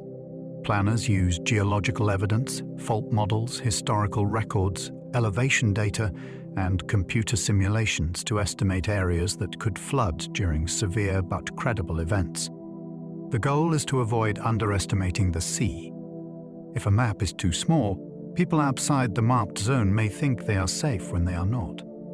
If it is too large, evacuation becomes harder and trust may weaken. Finding the right balance takes science and judgment. The lines on the map represent more than geography. They represent assumptions about earthquake size, wave behavior, tides, coastal shape, and future uncertainty. A person walking past one of these maps may see simple colored zones and arrows. Behind them lies an enormous effort to imagine danger before it arrives. The map is a rehearsal on paper, showing where people should go when there is no time left to debate. Indigenous knowledge can strengthen modern tsunami preparedness. Long before instruments measured seafloor pressure or satellites tracked sea height, coastal peoples learned from lived experience. They noticed where the water had reached, which hills stayed safe, how animals behaved, and which stories children needed to hear. This knowledge can hold details that modern records miss, especially in places where written history is short. When scientists and emergency planners work respectfully with indigenous communities, they may gain a deeper understanding of local hazards. Place names can preserve warnings. Oral histories can point to past flooding. Traditional settlement patterns may reveal safer ground chosen over generations. This is not separate from science. It can guide scientific questions, confirm geological evidence, and improve public trust. Preparedness works best when it belongs to the people who must act on it. A warning system made only of machines may fail if communities do not believe or understand it. Knowledge rooted in culture can make safety feel personal, remembered, and shared. Schools in hazard zones teach children routes to higher ground. Children can become some of the strongest carriers of safety knowledge. In coastal communities, lessons may include recognizing warning signs, following evacuation arrows, practicing routes, and understanding why returning too soon is dangerous. A drill at school can later influence entire families because children bring the information home. In several disasters around the world, education has saved lives when young people remembered what they had been taught and urged others to move. The routes themselves matter. They need to be walked, not just described. A child learns which street climbs fastest, where to turn, and how long the journey feels. Teachers also help reduce fear by making the response familiar. The subject is serious, but the practice can be calm, orderly, and empowering. When a child knows where to go, a frightening event becomes less mysterious. The community gains more than students who can follow instructions. It gains small guides who understand the landscape of survival. Many survivors describe the water retreating with eerie speed.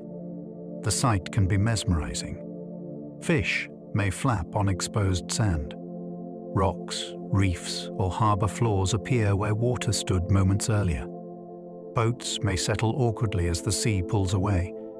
For anyone who does not recognize the warning, curiosity can be deadly. The retreat happens because part of the wave pattern has lowered the water level before the incoming surge.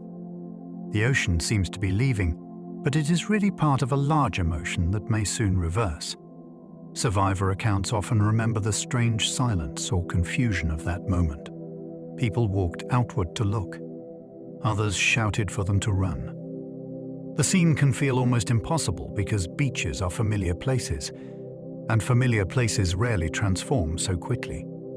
This is why public education repeats the lesson again and again. If the sea withdraws unusually far, do not investigate. Move away. The exposed seabed is not an invitation. It is one of nature's clearest alarms. Tsunami waves often arrive as surges rather than breaking curls. The familiar image of a wave is a curling wall of water, shaped by wind and breaking near shore. Many tsunami arrivals look different. They may appear as a sudden rising tide, a fast-moving flood, a bore traveling up a river, or a churning surge filled with debris. Sometimes there is no clean crest to point at. The water simply keeps coming, lifting, pushing, and spreading inland.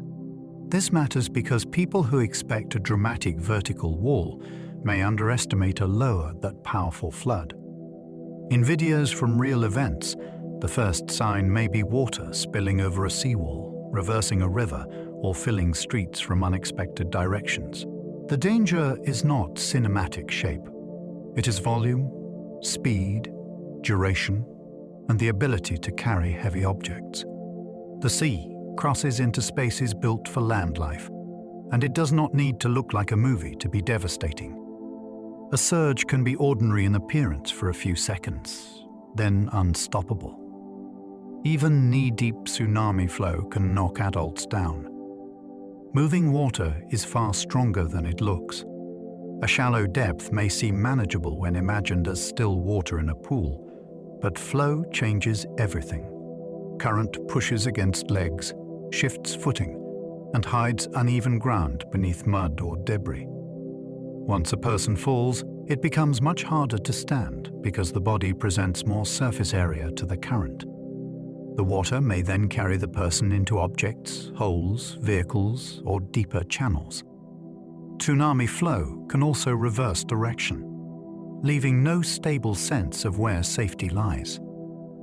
This is why walking through floodwater is dangerous, even when the depth seems low. The risk grows with speed, debris, and panic. Rescue workers often warn that people underestimate water because it looks familiar.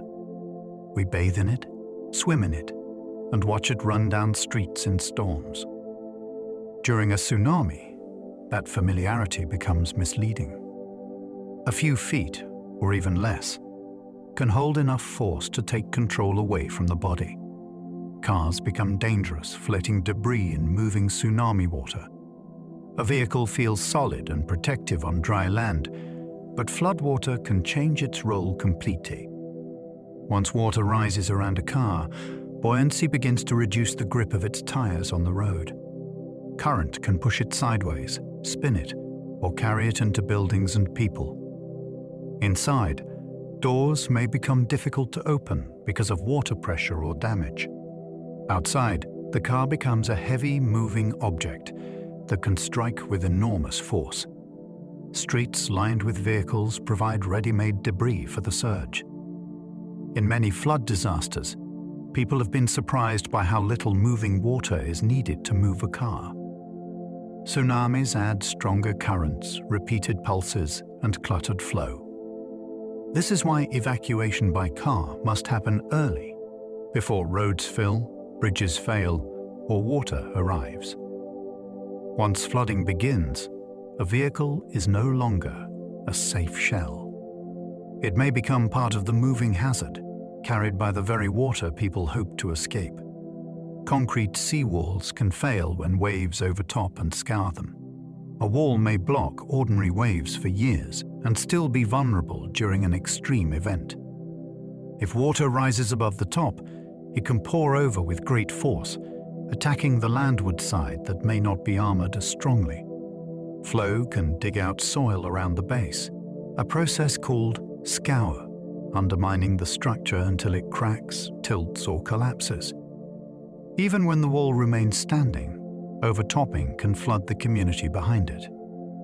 The presence of a barrier can also change how water moves, redirecting currents toward gaps, gates, river mouths, or lower neighboring areas. Engineers design seawalls with specific hazards in mind, but every design has limits. The hardest lesson is psychological. A massive concrete structure can make danger feel controlled. It can reduce risk, but it cannot erase it. When warnings are issued, People behind a wall still need to evacuate if they're in the hazard zone. Concrete is a tool, not a guarantee. Some towns build escape hills from engineered earth mounds. In flat coastal areas, high ground may be too far away for people to reach quickly. One solution is to create elevation where nature did not provide it. Engineered mounds, sometimes called tsunami evacuation berms or hills, are built with compacted earth, stable slopes, and enough height to place people above expected flooding.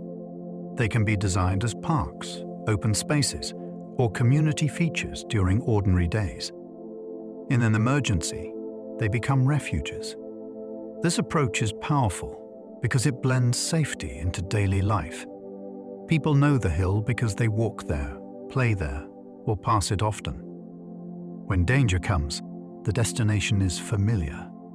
The design must account for earthquake shaking, erosion, crowd capacity, accessibility, and nighttime use. It is not merely a pile of soil. It is a carefully planned piece of survival landscape. These artificial hills show how communities can reshape the land, not to defeat the ocean, but to give people a reachable place above it. Japan uses coastal forests, walls, gates, and evacuation routes together. No single defense is trusted to do everything. In many Japanese coastal areas, protection is layered. A seawall may reduce ordinary wave impact. Floodgates may close at river mouths or harbor entrances. Pine forests may slow wind, sand movement, and some debris. Marked routes and high platforms give people places to go when the water exceeds defenses. This layered philosophy comes from long experience with earthquakes and the sea. It accepts that structures can fail or be overtopped, and that human movement must remain central. After major disasters, Japan has repeatedly revised its approach, raising some walls, relocating some communities, improving warnings, and preserving memory through museums and education. The result is not perfect safety, because no coast can be made perfectly safe. It is a system of overlapping chances. If one layer is overwhelmed, another may still help. The deeper lesson is humility. Living near a restless ocean requires engineering, memory, practice, and respect working at the same time. Tsunami museums turn painful history into life-saving public memory. Inside these places, visitors may see watermarks, damaged objects, survivor testimony, maps, photographs, and models of past events. The goal is not only to remember loss, it is to teach action. A child looking at a twisted clock or a school wall marked by flood height can understand risk more vividly than from a brochure. Museums make time visible. They show how ordinary mornings became emergencies, how choices mattered, and how communities rebuilt afterward. In Japan, Indonesia, Hawaii, Alaska, and other regions, public memory has become part of hazard reduction. The exhibits can be emotional, but they also give practical lessons. Know the signs. Move quickly. Stay away until the danger is over. Help others when it is safe to do so. Disaster memory fades naturally as generations pass. Museums slow that fading. They hold the evidence in one place and invite people to learn before they need the knowledge. In that sense, remembrance becomes a form of protection. Researchers study survivor stories to improve future warnings. After a tsunami, the numbers matter, but personal accounts reveal things instruments cannot. Survivors describe what they saw first, what confused them, which routes were blocked, what messages they trusted, and why they delayed or moved. These details help scientists and emergency planners understand real human behavior under pressure. A model may show where water went, but testimony shows how people responded as it arrived. Did they hear a siren? Did they understand it? Did traffic slow evacuation? Did someone warn neighbors door to door? Did a memory from school guide them uphill? Such stories can improve signs, drills, alerts, maps, and education. They also preserve rare observations of the wave itself, including sound, direction, debris, and timing. Listening is therefore not only compassionate, it is scientific. Each account is a small piece of the next safety system. A survivor's memory, shared carefully, can help protect someone they will never meet on a future shore. Tsunami simulations now include buildings, streets, and moving debris. Early models often focused on wave height and arrival time along broad coastlines. Today, some simulations go much deeper into the built environment. They can estimate how water may travel through neighborhoods, accelerate along roads, wrap around structures, and carry objects. Adding buildings changes the flow because walls can block, redirect, or channel water. Adding debris makes the problem even more complex. A floating car, shipping container, or timber pile can damage structures and create jams that alter flooding patterns.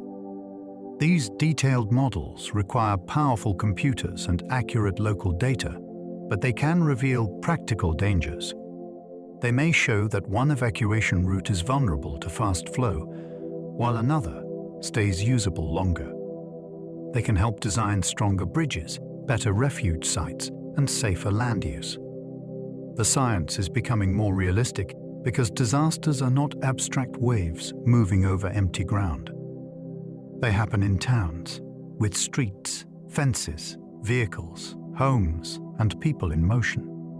Artificial intelligence may help detect tsunami patterns more quickly. Machine learning systems can be trained to recognize complex signals in seismic data, sea level records, pressure sensors, and coastal observations. Their promise lies in speed and pattern recognition. They may help distinguish earthquakes likely to produce dangerous waves, identify unusual sensor readings, or improve forecasts as new data arrives. This does not mean computers replace experts. Tsunami warning is too important for blind automation. Human judgment, physical models, and reliable communication remain essential. But artificial intelligence can assist by scanning enormous streams of information faster than people can. It may notice subtle combinations that suggest a particular type of rupture or help update inundation estimates in real time. The challenge is trust. Systems must be tested against past events, rare scenarios, and noisy data. A false warning has consequences, and a missed warning can be tragic. Used carefully, these tools could become another layer in the warning chain, turning scattered signals into clearer guidance when minutes matter. Offshore earthquakes can lift or sink coastlines in seconds. During a great rupture, the edge of a continent can shift almost instantly. Some areas may rise, leaving docks, reefs, or tidal flats higher than before. Others may drop, allowing seawater to reach farther inland with every tide. This sudden vertical motion can permanently change harbors, wetlands, and beaches. It also affects tsunami flooding, because a coast that sinks during the earthquake becomes lower just as the wave arrives. The change may be visible after the shaking stops. Boats rest strangely. Shorelines move. Marine organisms are stranded or drowned. Scientists measure these shifts to understand the fault's movement and to improve future hazard estimates. For residents, the experience can be deeply unsettling. The place they knew has not merely been flooded. Its elevation has changed. The ground itself has joined the disaster. An offshore earthquake is often imagined as something happening out at sea, but its effects can reach beneath a town and reset the boundary between land and water. Tsunamis can leave ships stranded far inland after flooding retreats. After the water withdraws, some of the strangest evidence can be enormous vessels resting where they do not belong. Fishing boats may sit in streets. Barges may lie across fields. In major events, ships are being carried over seawalls, through harbors, and deep into urban areas. This happens because floating objects move with the surge while water is high enough to lift them. When the flood loses depth or drains away, the vessel settles onto whatever surface lies beneath. The result can look surreal, like a piece of the sea has been misplaced onto land. Removing such vessels can be difficult, requiring cranes, cutting equipment, or careful towing if water can reach them again. They also become symbols of scale. A person standing beside a stranded boat can suddenly understand the depth and strength of the flooding. The ship becomes a marker, showing that the ocean did not merely splash over the shore. It arrived with enough lift to carry machines inland. The word tidal wave is misleading because tides do not cause tsunamis. The older phrase survived because the water can look like a sudden, extreme tide when it floods the coast. But the cause is different. Tides come from the gravitational pull of the moon and sun, following predictable cycles. Tsunamis come from sudden displacement of water by earthquakes, landslides, volcanic activity, or impacts. Calling them tidal waves can create confusion because it suggests a connection to normal sea level rhythms. A person might think the danger can be understood by checking a tide table, or that it will behave like an unusually high tide. It will not. The timing, speed, current, and repeated surges follow a different physics. Language matters in safety. The right word points people toward the right cause and response. Tsunami has become the preferred term because it separates the hazard from everyday tides. It tells us that the event is not part of the ocean's ordinary breathing. It is a sudden disturbance moving through the sea. Rogue waves and tsunamis come from very different ocean physics. A rogue wave is an unusually large, steep wave that appears among wind-driven seas, often in storms or complex wave fields. It can be terrifying for ships because it rises suddenly and breaks with great force. A tsunami is usually much longer, often lower in deep water, and caused by displacement of a large water volume. The two hazards can both be dangerous, but they are not the same kind of event. Rogue waves are surface giants born from interactions between ordinary waves, currents, and wind conditions. Tsunamis involve motion through the whole water column and can travel across basins. One threatens vessels with a sudden wall at sea. The other may pass unnoticed offshore and become deadly near land. Confusing them can blur important safety lessons. A ship captain worries about rogue waves in rough seas. A coastal town worries about tsunami inundation after seafall movement.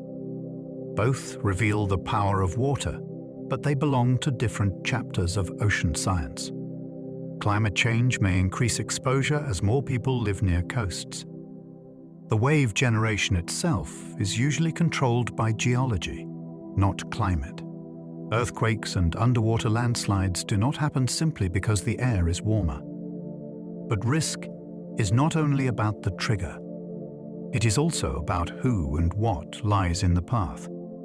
Around the world, coastal populations have grown, and valuable infrastructure often sits near harbors, beaches, deltas, and low-lying waterfronts. Climate-related pressures can make this exposure more complicated. Erosion may remove natural buffers. Stronger coastal storms can damage dunes and wetlands before a tsunami ever arrives. Development can place more homes, roads, fuel systems, and utilities in hazard zones.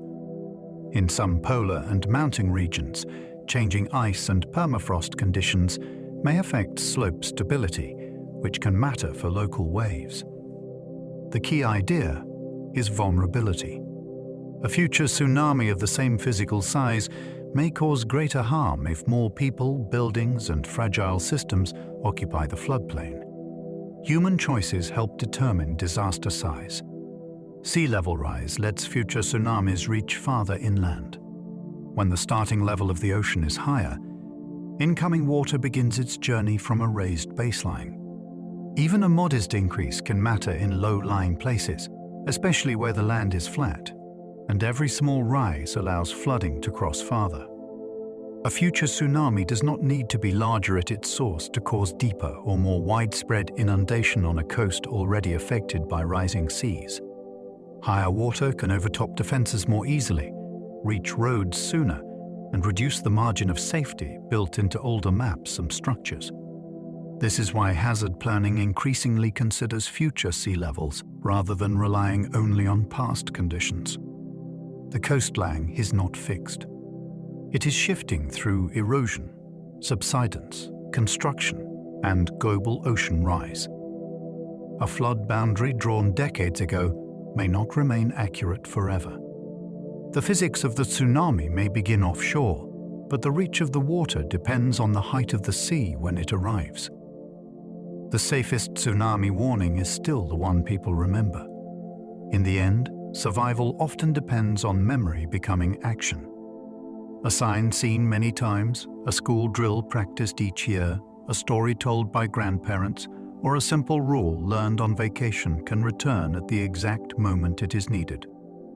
Technology can detect, model, and broadcast danger, but people still have to understand and move.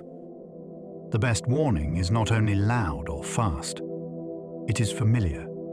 It lives in the mind before the emergency begins. This is why education is repeated across coastal communities. Long shaking means go.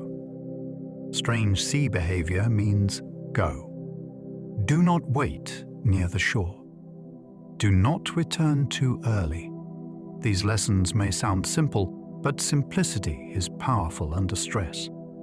A remembered warning cuts through disbelief. It gives the body something to do before fear takes over. Tsunamis are rare in any one lifetime, which makes forgetting easy. Prepared communities work against that forgetting, turning knowledge into a habit that can outlast calm years. And so, we come gently back from the edge of the sea. Tonight, we followed tsunamis from their hidden beginnings, deep beneath the ocean, where moving rock can lift whole columns of water and send energy racing across the world. We saw how a wave can pass quietly beneath a ship, then rise into something immense as it reaches the shore.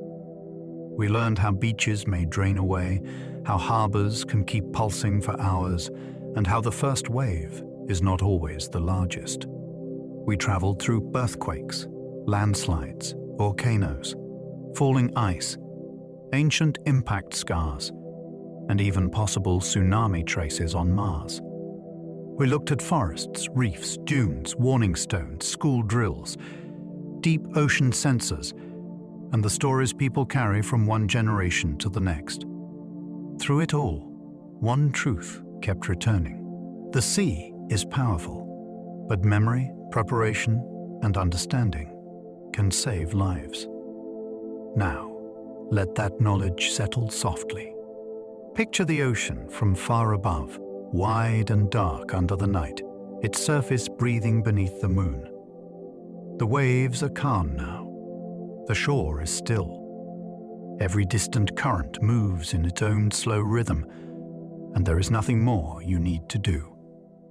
If you enjoyed this journey, you're welcome to like, subscribe, or leave a thought below. It helps others find their way here too. And if you happen to still be awake, there should be another gentle science video waiting on the screen, ready to carry you a little farther. But for now, let your shoulders loosen. Let your breathing slow. Let the day drift away like foam returning to the tide. You are safe here, resting at the edge of a vast and wondrous world. Sleep well and good night.